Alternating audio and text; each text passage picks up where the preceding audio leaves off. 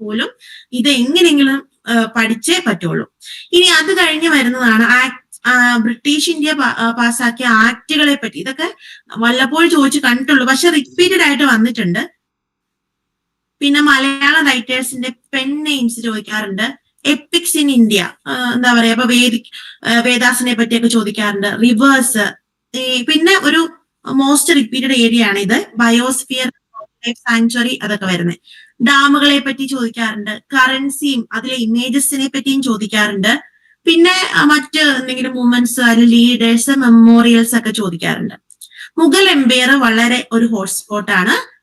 ഇന്ത്യയിലെയൊക്കെ പ്രധാന മോണ്യുമെന്റ്സിനെ പറ്റിയും അതിന്റെ ലൊക്കേഷനും ഒക്കെ ചോദിക്കാറുണ്ട്. ആൻഷ്യന്റ് ഇന്ത്യൻ, ഇപ്പൊ മുഗൾ എംപയർ പോലെ തന്നെ ഡൈനാസ്റ്റീസിനെ പറ്റി ചോദിക്കാറുണ്ട്. പിന്നെ ഫേമസ് പേഴ്സൺസിന്റെ അവരുടെ ബുക്കുകൾ, ഓതേഴ്സ്, ബുക്കിന്റെ നെയിം എന്ന് പറയുമ്പോൾ ബയോഗ്രഫീസ് വരാം, ഓട്ടോബയോഗ്രഫീസ് വരാം, അതിലെ സ്പോർട്സ്, ആർട്സ്, ലിറ്ററേച്ചർ എല്ലാം മിക്സ് ചെയ്ത് വരാം. ഡാൻസ് ഫോംസ് ചോദിക്കാം, മ്യൂസിക് റിലേറ്റഡ് ആയിട്ടുള്ള പേഴ്സണാലിറ്റീസ് ചോദിക്കാം, ഇമ്പോർട്ടന്റ് ഫെസ്റ്റിവൽസ് ഒക്കെ ചോദിക്കാം. ഇതിപ്പോ ഈ ഡാൻസ് ഫോം ചോദിച്ചാൽ ഫെസ്റ്റിവൽ ചോദിക്കില്ല, അങ്ങനെയൊക്കെ ഏതെങ്കിലും ഒന്നേ ചോദിക്കുള്ളൂ. ഡേറ്റ്സ് ആൻഡ് തീംസ് പഠിച്ചു വെക്കാം. എൻവയോൺമെന്റൽ പ്രോട്ടോകോൾസിനെ പറ്റി ക്വസ്റ്റ്യൻസ് വരാറുണ്ട്. ഇത്രയൊക്കെയാണ് വർഷങ്ങളുടെ ക്വസ്റ്റ്യൻ പേപ്പേഴ്സ് നോക്കുമ്പോൾ റിപ്പീറ്റഡ് ആയിട്ട് ചോദിച്ചുകൊണ്ടേക്കുന്ന ഏരിയ ഉള്ളൂ. ബാക്കി വരുന്ന ക്വസ്റ്റ്യൻസ് എല്ലാം നമുക്ക് ഒരു സൂചനയില്ലാത്ത ഏരിയയിൽ നിന്നുള്ള ക്വസ്റ്റ്യൻസ് ആയിരിക്കും. കുറെയൊക്കെ ക്വസ്റ്റ്യൻ പേപ്പേഴ്സ് പ്രാക്ടീസ് ചെയ്യാം, ബാക്കി നമ്മൾ ഇമ്പോർട്ടന്റ് സെഷൻ നോക്കി മറ്റുള്ള ഏരിയയിലേക്ക് ഫോക്കസ് ചെയ്യാം. ഞാൻ പറഞ്ഞത് ക്ലിയർ ആയോ എല്ലാവർക്കും? എന്തെങ്കിലും ഡൗട്ട് ഉണ്ടോ?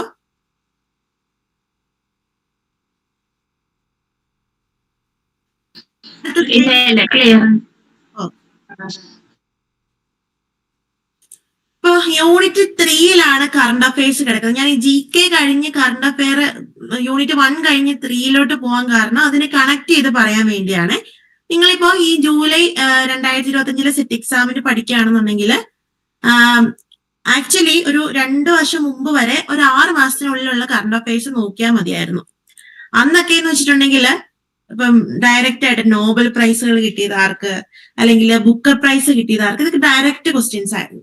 പക്ഷെ റീസെന്റ് ആയിട്ട് ഒരു 1-2 വർഷമായിട്ട് ഒരു 1 ഇയറിനുള്ള ക്വസ്റ്റ്യൻസ് ഒക്കെ ചോദിച്ചു കാണാറുണ്ട്. അതിൽ മോസ്റ്റ് ഇമ്പോർട്ടന്റ് ഒരു 6 മാസത്തിനുള്ളിലുള്ളതും അതിന്റെ ബാക്കിൽ ഒരു 6 മന്ത് ഉള്ള അതും നിങ്ങൾ നോക്കി വെക്കണം. ഒരു 10 മുതൽ 20 വരെ ക്വസ്റ്റ്യൻസ് ഒക്കെ ഞാൻ ഒരു റേഞ്ച് ആട്ടോ എപ്പോഴും പറയുന്നത്. ഇത്രയും നമുക്ക് 10, ചിലപ്പോൾ 10 ആയിരിക്കും. കറണ്ട് അഫെയറിൽ നിന്ന് ക്വസ്റ്റ്യൻ കൂടുമ്പോൾ GKയിൽ നിന്ന് ക്വസ്റ്റ്യൻ കുറവായിരിക്കും, അങ്ങനെയാണ് വരുന്നത്. അപ്പൊ ഇത്രയും ക്വസ്റ്റ്യൻസ് നമുക്ക് എക്സ്പെക്ട് ചെയ്യാം. ഇതില് technology, inventions, science and technology related questions ചോദിക്കാം. അപ്പൊ അതില് ഈ റീസെന്റ് ആയിട്ട് ചോദിച്ചു വരുന്നൊരു കാര്യം ആർട്ടിഫിഷ്യൽ ഇന്റലിജൻസ്, AI റിലേറ്റഡ് ആയിട്ടുള്ള എല്ലാ പഴുതടച്ച ക്വസ്റ്റ്യൻസും പഠിച്ചോണ്ട് ഉറപ്പായിട്ടും വരും. പിന്നെ എൻവയോൺമെന്റൽ ഇഷ്യൂസിനെ പറ്റി ക്വസ്റ്റ്യൻ ചോദിക്കാം. പിന്നെ ഞാൻ മുമ്പ് പറഞ്ഞ പോലെ UN, കോൺസ്റ്റിറ്റ്യൂഷൻ, ഇതൊക്കെ ഇതിന്റെയൊക്കെ പുതിയ അപ്ഡേഷൻസ്, പുതിയ എഡ്യൂക്കേഷണൽ എന്തെങ്കിലും വിദ്യാഭ്യാസവുമായി ബന്ധപ്പെട്ട എന്തെങ്കിലും ടെക്നോളജിയോ അല്ലെങ്കിൽ എന്തെങ്കിലും പ്രോഗ്രാമോ ഗവൺമെന്റിന്റെ സ്കീം അത് എല്ലാ ഫീൽഡിലും ചോദിക്കാറുണ്ട് കേട്ടോ. പിന്നെ ഈ പറഞ്ഞ പോലെ അവാർഡ്സും പേഴ്സണാലിറ്റീസ് ഒക്കെ ചോദിക്കാൻ ചിലപ്പോൾ ഡയറക്റ്റ് ക്വസ്റ്റ്യൻ ആയിരിക്കില്ല, ഇന്നത് ആർക്കാ കിട്ടിയെന്നായിരിക്കില്ല, പക്ഷെ അത് ഇൻഡയറക്റ്റ് ആയിട്ടും ഒക്കെ ചോദ്യങ്ങൾ ചോദിക്കാൻ ചാൻസ് ഉണ്ട്. സ്പോർട്സിൽ നിന്നൊക്കെ ഉറപ്പായിട്ടും ക്വസ്റ്റ്യൻ ഉണ്ട്. നിങ്ങൾ കോച്ചിങ് എടുക്കുന്നവരാണെന്നുണ്ടെങ്കിൽ എന്നെ കൊണ്ട് പറ്റാവുന്ന പരമാവധി ക്വസ്റ്റ്യൻസ് കളക്ട് ചെയ്തിട്ടാണ് നിങ്ങൾക്ക് കറണ്ട് അഫയേഴ്സ് തരുന്നത്. നിങ്ങൾ കോച്ചിങ് എടുക്കാത്തവരാണെന്നുണ്ടെങ്കിൽ ഉറപ്പായിട്ടും നിങ്ങൾ എല്ലാ ദിവസവും പത്രം വായിച്ചിരിക്കണം. പിന്നെ മറ്റു സോഴ്സുകളിൽ നിന്നൊക്കെ ക്വസ്റ്റ്യൻസ് കളക്ട് ചെയ്തിരിക്കണം. ഇപ്പോ 2025 മെയ് വരെയുള്ള കറണ്ട് അഫയേഴ്സ് പഠിക്കാൻ ഞാൻ പറഞ്ഞു. കാരണം ഈ മാസം കൊണ്ടായിരിക്കും ക്വസ്റ്റ്യൻ പേപ്പർ മിക്കവാറും പ്രിപ്പയർ ചെയ്യുന്നത്. അങ്ങനെയാണെങ്കിൽ നിങ്ങൾ ഇപ്പൊ റീസെന്റ് ആയിട്ട് നടക്കുന്ന ഇന്ത്യ പാക് ഇഷ്യൂ ഉൾപ്പെടെ നിങ്ങൾ പഠിക്കണം. ഓപ്പറേഷൻ സിന്ദൂറിനെ പറ്റി പഠിക്കണം. ശരിക്കും ചോദ്യം ഓപ്പറേഷൻ സിന്ദൂർ അതിനെപ്പറ്റി ഡയറക്റ്റ് ആയിട്ട് ആയിരിക്കില്ല, അതിൽ ഇന്ത്യ യൂസ് ചെയ്യുന്ന ഡിഫൻസ് സിസ്റ്റത്തെ പറ്റിയോ ഇപ്പം എന്താ പറയുക മിസൈലുകളെ പറ്റിയോ ഒക്കെ ഉള്ള ക്വസ്റ്റ്യൻസ് ആയിരിക്കും. പിന്നെ ഇന്ത്യയുടെ സ്പേസ് മിഷൻസിനെ പറ്റി ഉറപ്പായിട്ടും ചോദിക്കാം. ചന്ദ്രയാൻ, ഗഗൻയാൻ, ആദിത്യ മിഷൻ, പിന്നെ ആകാശ് മിസൈൽ സിസ്റ്റം, ഇതൊക്കെ ഇതിനെ പറ്റിയൊക്കെ ഉള്ള ക്വസ്റ്റ്യൻസ് ഉറപ്പായിട്ടും ഉണ്ടാവും. അപ്പൊ അങ്ങനെ ട്രെൻഡ് അനുസരിച്ചുള്ള ക്വസ്റ്റ്യൻസ് ഒക്കെ ഉറപ്പായിട്ടും പ്രതീക്ഷിക്കാം. കറണ്ട് അഫെയറിന്റെ ഒരു പ്രത്യേകത GKനേക്കാൾ കൂടുതൽ നമ്മൾക്ക് കിട്ടുന്നത് കറണ്ട് അഫെയർസ് ആയിരിക്കും, കൂടുതൽ സ്കോർ ചെയ്യാൻ പറ്റുന്നത്. ഓക്കെ, അപ്പൊ കറണ്ട് അഫെയർസിനെ പറ്റിയുള്ള സെഷൻ നിങ്ങൾക്ക് മനസ്സിലായോ? പിന്നെ ഒരു കാര്യം കൂടെ പറയേണ്ടത്, ഈ ബ്രിക്സ് സമ്മിറ്റ്, G7, G20 അങ്ങനെയുള്ള സമ്മിറ്റ്സ്, ഉച്ചകോടികളെ പറ്റിയുള്ള ക്വസ്റ്റ്യൻ ചോദിക്കാറുണ്ട്. ക്ലിയർ ആയോ? ക്ലിയർ ആണോ? ഞാൻ യൂണിറ്റ് 1 ഒന്ന് തിരിച്ചു പോവാണ്. ജി കെയും കറണ്ട് അഫയേഴ്സും കണക്ട് ചെയ്ത് പറഞ്ഞു. ഇനി ജനറൽ സയൻസ്, ജനറൽ മാത്സ് ഒക്കെ നമ്മൾക്ക് പഠിക്കാനുണ്ട്.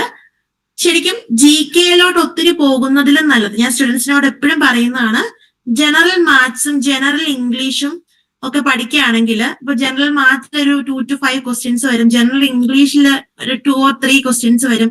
ആ ഏരിയ പഠിക്കുകയാണെങ്കിൽ അത് ഷുവറായിട്ട് നിങ്ങൾക്ക് സ്കോർ ചെയ്യാൻ പറ്റും. മാത്സ് ഒക്കെ ചോദിക്കുന്ന ഒരു ഫിക്സഡ് ഏരിയാസ് ഉണ്ട്. ഇപ്പം ആവറേജ് കാണുക, ഇൻട്രസ്റ്റ് കാണുക, പെർസെന്റേജ് കാണുക, ജോമെട്രിന്ന് ക്വസ്റ്റ്യൻസ് ഉണ്ടാവാറുണ്ട്, പ്രോബബിലിറ്റി ക്വസ്റ്റ്യൻസ് ഉണ്ട്, സ്പീഡ് ഉണ്ടാവാറുണ്ട്, പിന്നെ ഈ കോഡിംഗ്, ഡീകോഡിംഗ് തുടങ്ങിയ ക്വസ്റ്റ്യൻസ് ഒക്കെ ഉണ്ട്. ഇതൊക്കെ അത്യാവശ്യം നിങ്ങളൊന്ന് ഒന്നുമില്ലെങ്കിലും ആ പ്രീവിയസ് ഇയർ ക്വസ്റ്റ്യൻ പേപ്പർ ഒന്ന് പ്രാക്ടീസ് ചെയ്തിട്ട് പോവുകയാണെങ്കിൽ ആ ചോദിക്കുന്നത് 5-ൽ 5 നിങ്ങൾക്ക് സ്കോർ ചെയ്യാനായിട്ട് പറ്റും. ഈ ജി കെയിലോട്ട് കടലിലോട്ട് ഇങ്ങനെ ഇറങ്ങുന്ന പോലെയാണ് ജി കെ. അതിലും ബെറ്റർ ആണ് മാത്സും ഇംഗ്ലീഷും ഒക്കെ നിങ്ങൾ സേഫ് ആക്കുക എന്നുള്ളത്. ഇത്തരത്തിലാണ് മാത്സിൽ നിന്ന് ക്വസ്റ്റ്യൻ വരുന്നത്. ഇനി സയൻസ്, കെമിസ്ട്രി, ഫിസിക്സ്, ബയോളജി എന്ന് ക്വസ്റ്റ്യൻ ചോദിക്കാറുണ്ട്. കെമിസ്ട്രിയെക്കാളും ഫിസിക്സിനേക്കാളും കൂടുതൽ ബയോളജിയിൽ നിന്നാണ് ക്വസ്റ്റ്യൻ ചോദിച്ചു കണ്ടിട്ടുള്ളത്. ആദ്യകാലങ്ങളിലൊക്കെ ഫിസിക്സിൽ നിന്ന് പ്രോബ്ലം സെഷൻ ഒക്കെ ചോദിച്ചു കണ്ടിട്ടുണ്ട്. വെലോസിറ്റി കാണുന്ന, സ്പീഡ് കാണുന്ന, ലോസ് ഓഫ് മോഷൻ വെച്ചിട്ടുള്ള പ്രോബ്ലംസ് ഒക്കെ ചിലത് ചോദിച്ചു കണ്ടിട്ടുണ്ട്. ഇപ്പൊ അത്രയും ഇല്ല, വളരെ ബേസിക് ക്വസ്റ്റ്യൻസ് ആണ് ചോദിക്കുന്നത്. കെമിസ്ട്രി എന്നൊക്കെ ആണെങ്കിൽ കെമിക്കൽസ്, കോമ്പൗണ്ട്സ് ആണ് അതിന്റെ കെമിക്കൽ നെയിംസ്, പിന്നെ അലോയ്സ്, മെറ്റൽസ്, നോൺ മെറ്റൽസ്, അങ്ങനെയൊക്കെയുള്ള കാര്യങ്ങളാണ് കെമിസ്ട്രിയിൽ നിന്ന് ചോദിക്കുന്നത്. ഫിസിക്സിൽ നിന്ന് കൂടുതലും ചോദിക്കുന്നത് ലോസ്, ഡിഫറെന്റ് ലോസ് ചോദിക്കാറുണ്ട്, ഫാരഡേസ് ലോസ്, അങ്ങനെയൊക്കെ ചിലപ്പോൾ ബേസിക് ക്വസ്റ്റ്യൻസ് ആയിട്ട് ഒത്തിരി അങ്ങ് ഡീറ്റെയിൽ ആയിട്ട് പോവില്ല. ലൈറ്റിൽ നിന്നും, ലൈറ്റ് ഫിനോമിനെ പറ്റിയൊക്കെ ഉള്ള ക്വസ്റ്റ്യൻസ് ചോദിക്കാറുണ്ട്. അപ്പൊ അങ്ങനെ കെമിസ്ട്രി ഫിസിക്സും കൂടെ കൂടി ഒരു 3 or 4 ക്വസ്റ്റ്യൻ ചോദിച്ചാലേ ഉള്ളൂ. പക്ഷെ ബയോളജിയിൽ നിന്ന് കൂടുതൽ ക്വസ്റ്റ്യൻസ് എക്സ്പെക്ട് ചെയ്യാം. വൈറ്റമിൻസ്, ഡിസീസുകള്, ഈ വൈറ്റമിൻസ് ഡെഫിഷ്യൻസി മൂലം ഉണ്ടാവുന്ന ഡിസീസുകൾ, വൈറസ്, ബാക്ടീരിയ ഇതൊക്കെ പരത്തുന്ന ഡിസീസുകൾ ഒക്കെയുള്ള ക്വസ്റ്റ്യൻ ചോദിക്കും. പിന്നെ വളരെ മസ്റ്റ് ആയിട്ട് നിങ്ങൾ പഠിച്ചിരിക്കേണ്ട നാഷണൽ പാർക്കുകളെ പറ്റി, വൈൽഡ് ലൈഫ് സാങ്ച്വറീസ്, ബയോസ്ഫിയേഴ്സ്, ഇതൊക്കെ എല്ലാ ക്വസ്റ്റ്യൻ പേപ്പറിലും ഉള്ളതാണ്, മസ്റ്റ് ആയിട്ട് പഠിച്ചിരിക്കണം. ഇതൊക്കെയാണ് നമുക്ക് ബയോളജിയിൽ ഷുവറായിട്ട് ചോദിക്കാൻ ചാൻസ് ഉള്ളത്. നിങ്ങൾ പ്രീവിയസ് ഇയർ ക്വസ്റ്റ്യൻ നോക്കി പഠിക്കുകയാണെങ്കിൽ ബയോളജിയുടെ കുറെ ക്വസ്റ്റ്യൻസ് കിട്ടും. അതൊക്കെ റിപ്പീറ്റഡ് ആയിട്ടൊക്കെ ചോദിച്ച് ഒരുപാട് കണ്ടിട്ടുള്ളതാണ്. ഈ ബയോളജി നിങ്ങൾക്ക് സുഖമായിട്ട് വലിയ കൺഫ്യൂഷൻ ഇല്ലാണ്ട് പഠിച്ചെത്താൻ പറ്റുന്ന കാര്യമാണ്. മാത്സും സയൻസും അങ്ങനെയാണ്. English unit 2 language and reasoning ആണ് കിടക്കുന്നത്. 2 or 3 ക്വസ്റ്റ്യൻ ഒക്കെ ഇംഗ്ലീഷിൽ നിന്ന് ചോദിക്കാറുള്ളൂ. ചിലപ്പോൾ ചില വർഷങ്ങളിൽ മാത്രം കൂടുതൽ ചോദിച്ചിട്ടുണ്ട്. ബേസിക് ഇംഗ്ലീഷ് ഗ്രാമർ ആണ് ചോദിക്കാറ്. നമുക്ക് ടോസ് അക്കാഡമിയിലാണെങ്കിൽ ഇംഗ്ലീഷിനും മാത്സിനും ഒക്കെ സെപ്പറേറ്റ് ഫാക്കൾട്ടീസ് ഉണ്ട്, അവർ ക്ലാസ് എടുത്ത് തരും. ബേസിക് ക്വസ്റ്റ്യൻസ് ആണ് വരുന്നത്. അപ്പോ നിങ്ങൾ എന്റെ ഒരു ഒപ്പീനിയൻ പറയാണ്, ജി കെ ഞാൻ പറഞ്ഞ അത്രയും ഹോട്ട്സ്പോട്ട് നോക്കിയിട്ട് അതിലും ഇമ്പോർട്ടൻസ് കൊടുത്ത് ജനറൽ മാത്സും ജനറൽ ഇംഗ്ലീഷും നോക്കുക കേട്ടോ. ക്ലിയർ ആയോ?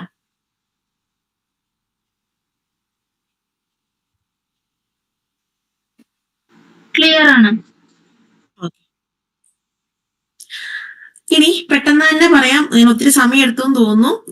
ഇനി നിങ്ങൾക്ക് അത്യാവശ്യം അറിയാവുന്ന ഏരിയാസ് ആണ്. യൂണിറ്റ് 4, 5, 6 BA ടോപ്പിക്സ് ആണ്. യൂണിറ്റ് 4 എന്ന് പറയുന്നത് അതിനകത്ത് സൈക്കോളജി, ഫിലോസഫി രണ്ടും വരുന്നുണ്ട്. അപ്പോ ഒരു 2 മാസത്തെ സ്റ്റഡി പ്ലാൻ എന്ന് പറയുമ്പോൾ നിങ്ങൾ അതിനകത്ത് മെയിൻ ആയിട്ട് പഠിക്കേണ്ടത്, ഒന്ന് ആദ്യമേ യൂണിറ്റ് 4 മൊഡ്യൂൾ 1 പറയുന്ന schools of philosophy in the വെസ്റ്റും schools of philosophy in the ഈസ്റ്റും. വെസ്റ്റേൺ സ്കൂൾസ് ഓഫ് ഫിലോസഫിയിലെ ഐഡിയലിസം, നാച്ചുറലിസം, പ്രാഗ്മാറ്റിസം, റിയലിസം, ഇതാ അതിന്റെ എഡ്യൂക്കേഷണൽ എയിംസ്, അതുപോലെ തന്നെ ഇതിന്റെ മെയിൻ പ്രൊപ്പോണൻസ്, ഇതൊക്കെ പഠിക്കുക.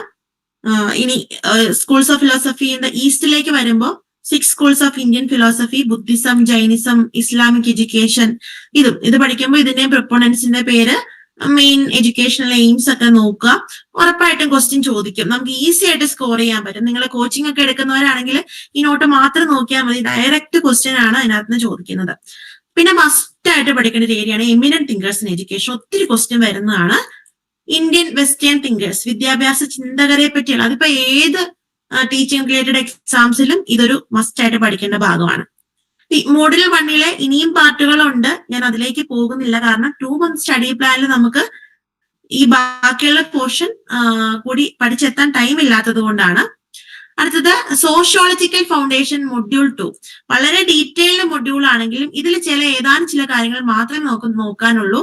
Social related time, social change, social mobility, അങ്ങനെ കുറച്ച് സോഷ്യൽ റിലേറ്റഡ് ടൈംസ്. പിന്നെ അതുപോലെ തന്നെ കൾച്ചർ റിലേറ്റഡ് ടൈംസും ഈ ഒരു ഏരിയയിൽ നമുക്ക് നോക്കാനുണ്ട്. അതായത് cultural lag, cultural diffusion, transformation, transmission, preservation, ഇതൊക്കെ ഞാനിങ്ങനെ പറയുമ്പോൾ നിങ്ങൾ അന്താളിച്ച് നിൽക്കേണ്ട കാര്യമില്ല. ഇതൊക്കെ നമുക്ക് ജസ്റ്റ് ഡെഫിനിഷൻ മനസ്സിലാക്കിയാൽ തന്നിരിക്കുന്ന ക്വസ്റ്റ്യൻ നിന്ന് ആൻസറിലേക്ക് കണക്ട് ചെയ്യാൻ പറ്റും. കോച്ചിങ് ക്ലാസ് എടുക്കുന്നവരാണെങ്കിൽ ഞാൻ തന്നിരിക്കുന്ന ക്ലാസ് കാണുക, നോട്ട് വായിച്ച കിട്ടില്ല, ക്ലാസ് കേൾക്കുമ്പോൾ ഞാൻ ഒരുപാട് എക്സാമ്പിൾസ് വെച്ചിട്ടാണ് അത് പറയുന്നത്. അതുപോലെ തന്നെ അക്കൾച്ചറേഷനും എൻകൾച്ചറേഷനും ഈ ഒരു ഏരിയയിൽ പഠിക്കേണ്ടതാണ്. അപ്പൊ ഈ മൊഡ്യൂൾ 2 നമ്മൾ ഇത്രയും ഭാഗം മാത്രം നോക്കിയിട്ട് ഇനി മൊഡ്യൂൾ 4 ഫിലോസഫി ഏരിയ കിടപ്പുണ്ട്. അതിലെ കുറച്ച് ഇൻസ്റ്റിറ്റ്യൂഷൻസിനെ പറ്റിയും പ്രോഗ്രാംസിനെ പറ്റിയൊക്കെയാണ്. MHRD, UGC, NCT, NCERT, അതുപോലെ RT, DPP, അങ്ങനെയൊക്കെ കുറച്ച് പ്രോഗ്രാംസിനെ പറ്റിയും പിന്നെ ഇവിടെ തന്നെ എഡ്യൂക്കേഷണൽ കമ്മീഷൻസിനെ പറ്റിയും മെൻഷൻ ചെയ്യുന്നുണ്ട്. കമ്മീഷൻ പഠിക്കുമ്പോൾ ഓർക്കുക, ഇത് 2016 സിലബസ് ആണ്. ഈ സിലബസിൽ മെൻഷൻ ചെയ്യാത്ത പുതിയ വിദ്യാഭ്യാസ നയം NEP 2020 കൂടി ഈ ഒരു ഏരിയയിൽ കടന്നു വരുന്നുണ്ട്. അപ്പൊ സിലബസിന് അങ്ങനെ ഒരു പ്രത്യേകതയുണ്ട്, സിലബസ് വളരെ പഴയതാണ്. അപ്പോ അപ്ഡേഷൻസ് കൂടി ഉൾപ്പെടുത്തി വേണം പഠിക്കാനായിട്ട്. ക്ലിയർ ആയോ ഫിലോസഫി ഇത്രയും ഏരിയാസ്?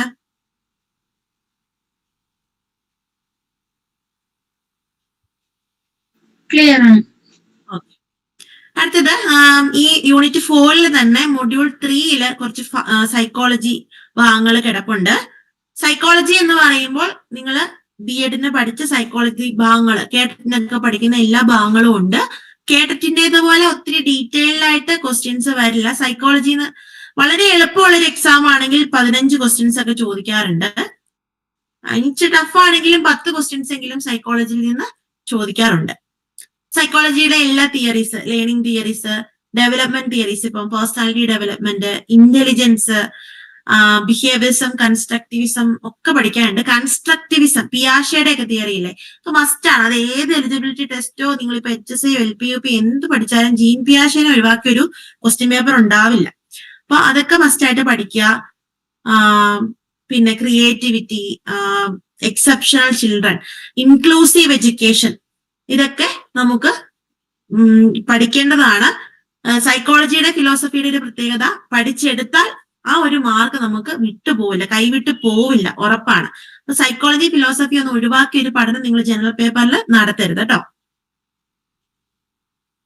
യൂണിറ്റ് 5 കുറെ സൈക്കോളജി ഏരിയാസ് ഉണ്ട്. ഈ മൊഡ്യൂൾ 3 ആയിട്ട് കുറെ സൈക്കോളജി ഏരിയാസ് പറയുന്നുണ്ട്. ഞാൻ ഓരോന്നിലോട്ടും പോകുന്നില്ല. ഞാൻ പൊതുവേ പറയുക, സൈക്കോളജി നമ്മൾ BEdനൊക്കെ പഠിച്ച എല്ലാ കാര്യങ്ങളും, നിങ്ങളുടെ കയ്യിൽ അർജുനൻ സാറിന്റെ ഒരു ഗ്രീൻ കളർ ടെക്സ്റ്റ് ഉണ്ടെങ്കിൽ ആ ടെക്സ്റ്റിൽ പറയുന്ന എല്ലാ കാര്യങ്ങളും പഠിക്കണം. അറ്റ്ലീസ്റ്റ് നിങ്ങൾ അതിനകത്തെ ഇമ്പോർട്ടന്റ് ടൈറ്റിലുകൾ ഹൈലൈറ്റ് ചെയ്തത് പഠിക്കണം. കോച്ചിങ് എടുത്തവരാണെങ്കിൽ അതൊന്നും തപ്പാൻ പോകണ്ട. ദയവായത് ഞാൻ തരുന്ന നോട്ടുകളും ക്ലാസ്സുകളും പഠിക്കുക.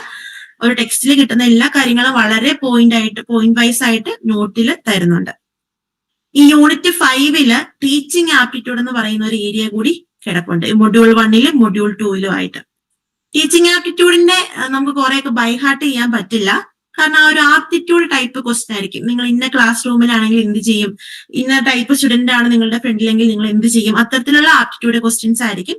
നമ്മൾ കുറച്ചൊക്കെ നമ്മുടെ ലോജിക്ക് ഉപയോഗിച്ച് നിങ്ങൾക്ക് അറ്റൻഡ് ചെയ്യാം. അത് കൂടാണ്ട് ബൈഹാർട്ട് പഠിച്ച മീൻസ് നിങ്ങൾ തിയറി പോലെ പഠിച്ചു വെക്കേണ്ട കുറച്ച് ഏരിയാസ് ഉണ്ട്. അതിൽ വരുന്നതാണ് മോഡൽസ് ഓഫ് ടീച്ചിങ്ങും മെത്തേഡ്സ് ഓഫ് ടീച്ചിങ്ങും. മോഡൽസ് ഓഫ് ടീച്ചിങ് എന്ന് പറയുമ്പോൾ families of models of teaching ഒക്കെ പഠിക്കാനുണ്ട്. Information processing family, personal family, അങ്ങനെയൊക്കെ. ഈ കൺസെപ്റ്റ് അറ്റൈൻമെന്റ് മോഡൽ എന്നൊക്കെ പറഞ്ഞ കേട്ടിട്ടില്ലേ, ആ കാര്യമാണ്. അതുപോലെ തന്നെ മെത്തേഡ്സ് ഓഫ് ടീച്ചിങ് പഠിക്കാനുണ്ട്. ഇപ്പൊ problem solving method, heuristic method, അങ്ങനെയൊക്കെയുള്ള മെത്തേഡുകളെ പറ്റി പഠിക്കാനുണ്ട്. അങ്ങനെ കുറച്ച് നിങ്ങൾ തിയറി പോലെ പഠിക്കേണ്ട ഏരിയാസും ഉണ്ട്. അത് പഠിച്ചില്ലെങ്കിലും നമുക്ക് ക്വസ്റ്റ്യൻ പേപ്പറിൽ ആൻസർ ചെയ്യാൻ പറ്റുന്ന കുറെ ഏരിയാസ് ഉണ്ട്. ഇതും 10 to 15 ക്വസ്റ്റ്യൻസ് ഒക്കെ ചോദിച്ചു കാണാറുണ്ട്. 10 ക്വസ്റ്റ്യൻ എങ്കിലും മിനിമം ഉണ്ടാവും. കഴിഞ്ഞ 1-2 വർഷത്തെ ക്വസ്റ്റ്യൻ പേപ്പറുകളിൽ ടീച്ചിങ് ആപ്റ്റിറ്റ്യൂഡിന്റെ ക്വസ്റ്റ്യൻസ് കൂടുതലായിട്ട് വന്നിരിക്കുന്നതായിട്ട് കാണാൻ പറ്റിയിട്ടുണ്ട്. യൂണിറ്റ് 5 ലാസ്റ്റ് ഇവാലുവേഷൻ കിടപ്പുണ്ട്.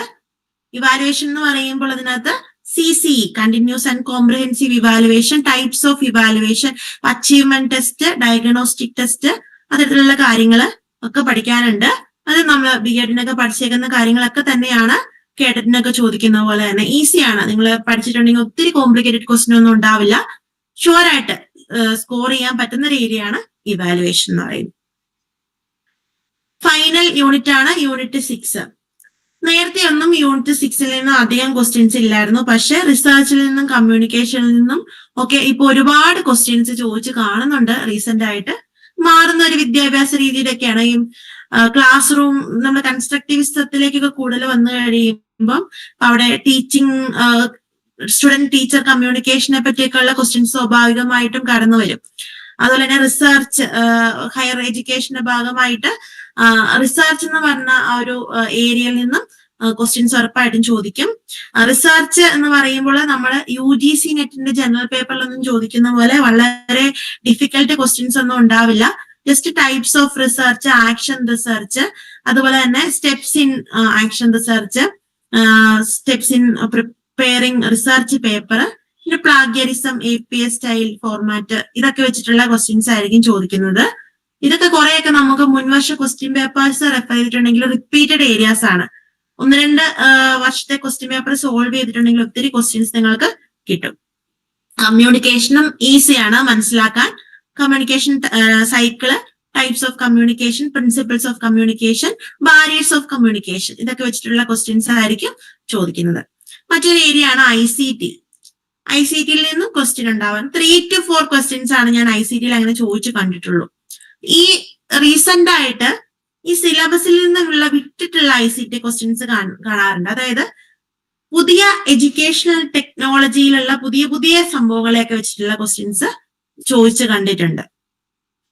അപ്പോ അതൊക്കെ നമ്മൾ ഉൾപ്പെടുത്തിയായിരിക്കും നമ്മളുടെ കോച്ചിങ്ങിൽ തരുന്നത്. ഇവിടെ ഈ ഉദ്ദേശിക്കുന്ന ICT എന്ന് പറയുന്നത് ചുമ്മാ കമ്പ്യൂട്ടറിന്റെ പാട്ടുകളെ പറ്റിയുള്ളത് മാത്രമല്ല, കമ്പ്യൂട്ടർ സൈബർ ലോസും പിന്നെ ITI സ്കൂള്, MOOC, MOODLE അങ്ങനെയുള്ള പ്രോഗ്രാംസിനെ പറ്റിയും ഒക്കെയുള്ള ക്വസ്റ്റ്യൻസ് ചോദിക്കാറുണ്ട്. ICTയും കുറെയൊക്കെ നമുക്ക് പഠിച്ചിട്ടുണ്ടെങ്കിൽ ഷുവർ ഏരിയാസ് ആണ്. ലാസ്റ്റ് പറയുന്ന ഈ ഒരു മൊഡ്യൂൾ 4 ഉണ്ടല്ലോ, എഡ്യൂക്കേഷണൽ അഡ്മിനിസ്ട്രേഷൻ. നമ്മൾ ഈ ആദ്യം കണ്ട മൊഡ്യൂളുകളിലൊക്കെ പറയുന്ന കാര്യങ്ങൾ ജസ്റ്റ് റിപ്പീറ്റ് ചെയ്യുന്നതാണ് ഈ യൂണിറ്റ് 6 മൊഡ്യൂൾ 4 എന്ന് പറയുന്നത്. അപ്പൊ ഈ യൂണിറ്റ് 6 മൊഡ്യൂൾ 1, 2, 3 ആണ് മസ്റ്റ് ആയിട്ട് നിങ്ങൾ നോക്കേണ്ടത്. ഇപ്പം ഇങ്ങനെ പെട്ടെന്ന് പറഞ്ഞു പോകുമ്പോൾ നിങ്ങൾക്ക് അത്യാവശ്യം നിങ്ങൾ സിലബസ് നോക്കിയിട്ടുള്ളവരാണെന്നുണ്ടെങ്കിൽ ഇമ്പോർട്ടന്റ് ഏരിയാസ് കിട്ടിയിട്ടുണ്ടാകും. അപ്പൊ ഇങ്ങനെയാണ് സെറ്റിന്റെ ജനറൽ പേപ്പർ വരുന്നത്. അപ്പോ സൈക്കോളജി യൂണിറ്റ് 4, 5, 6 ഞാൻ ഈ പറഞ്ഞ ഇത്രയും ടോപ്പിക്സ് മസ്റ്റ് ആയിട്ട് പഠിക്കുക. കറണ്ട് അഫയേഴ്സ് നിങ്ങൾ സേഫ് ആക്കുക. ജനറൽ മാത്സും ഇംഗ്ലീഷും സേഫ് ആക്കുക. GKയുടെ കാര്യം നിങ്ങളുടെ ടൈമും കാര്യങ്ങളും അനുസരിച്ച് നിങ്ങൾ സബ്ജക്ട് പേപ്പർ സേഫ് ആക്കിയിട്ട് അതിന്റെ കൂടെ GK നോക്കുന്നതായിരിക്കും നല്ലത്. ഓക്കെ, ആർക്കെങ്കിലും എന്തെങ്കിലും ഡൗട്ട് ഉണ്ടെങ്കിൽ ചോദിക്കാമോ?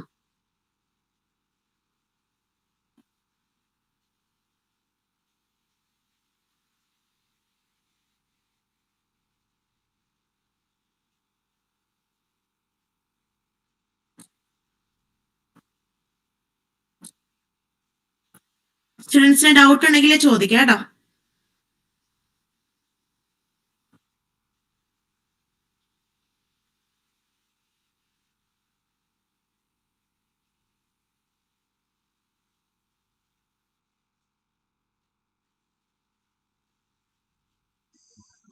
നിങ്ങൾക്ക് ഇന്ററാക്ട് ചെയ്യാൻ കിട്ടുന്ന ഒരു അവസരമാണ് കേട്ടോ. ഡൗട്ട് ഉണ്ടെങ്കിൽ ചോദിക്കണേ.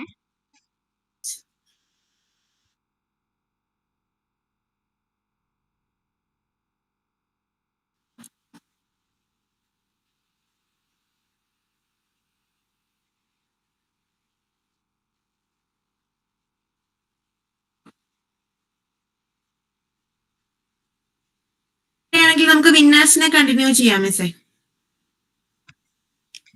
Okay miss. ഓക്കെ, അപ്പൊ താങ്ക് യു മരിയ മിസ്.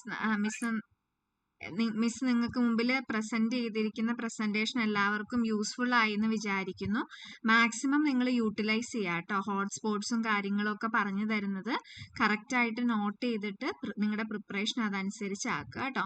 അപ്പൊ അടുത്ത് നമുക്ക് വിന്നേഴ്സും ആയിട്ട് കണ്ടിന്യൂ ചെയ്യാം. നിമ്മി ഓൺലൈനിലുണ്ടോ? നിമ്മി തോമസ്. ഓൺലൈനിലുണ്ട്. ഓക്കെ. അപ്പൊ ഞാൻ നിമ്മീനെ ഇൻവൈറ്റ് ചെയ്യാണ്. 2022 നിമ്മി BEd പാസ്സായിട്ടുള്ളത്. 2025 ജാനുവരിയിലെ സെറ്റാണ് നിമ്മി ക്രാക്ക് ചെയ്തിരിക്കുന്നത്. അത്യാവശ്യം നല്ല മാർക്കോട് കൂടി 56.67% കൂടിയാണ് ഈ ഒരു സെറ്റ് എക്സാം ക്രാക്ക് ചെയ്തിരിക്കുന്നത് കേട്ടോ. ഫിസിക്സിന് 74 മാർക്കും ജനറൽ പേപ്പറിന് 62 മാർക്കുമാണ് നിമ്മി നേടിയിരിക്കുന്നത്. അപ്പൊ ഞാൻ നിമ്മീനെ വെൽക്കം ചെയ്യാണ്. അപ്പൊ നിമ്മിയുടെ ഒരു ലേണിംഗ് സ്ട്രാറ്റജീസ്, എങ്ങനെയാണ് നമ്മുടെ ടോസ് അക്കാഡമി അതിലേക്ക് നിമ്മീനെ ഹെൽപ്പ് ചെയ്തത് തുടങ്ങിയ കാര്യങ്ങളൊക്കെ ജസ്റ്റ് ഒന്ന് സ്റ്റുഡൻസുമായിട്ട് ഷെയർ ചെയ്യണേ.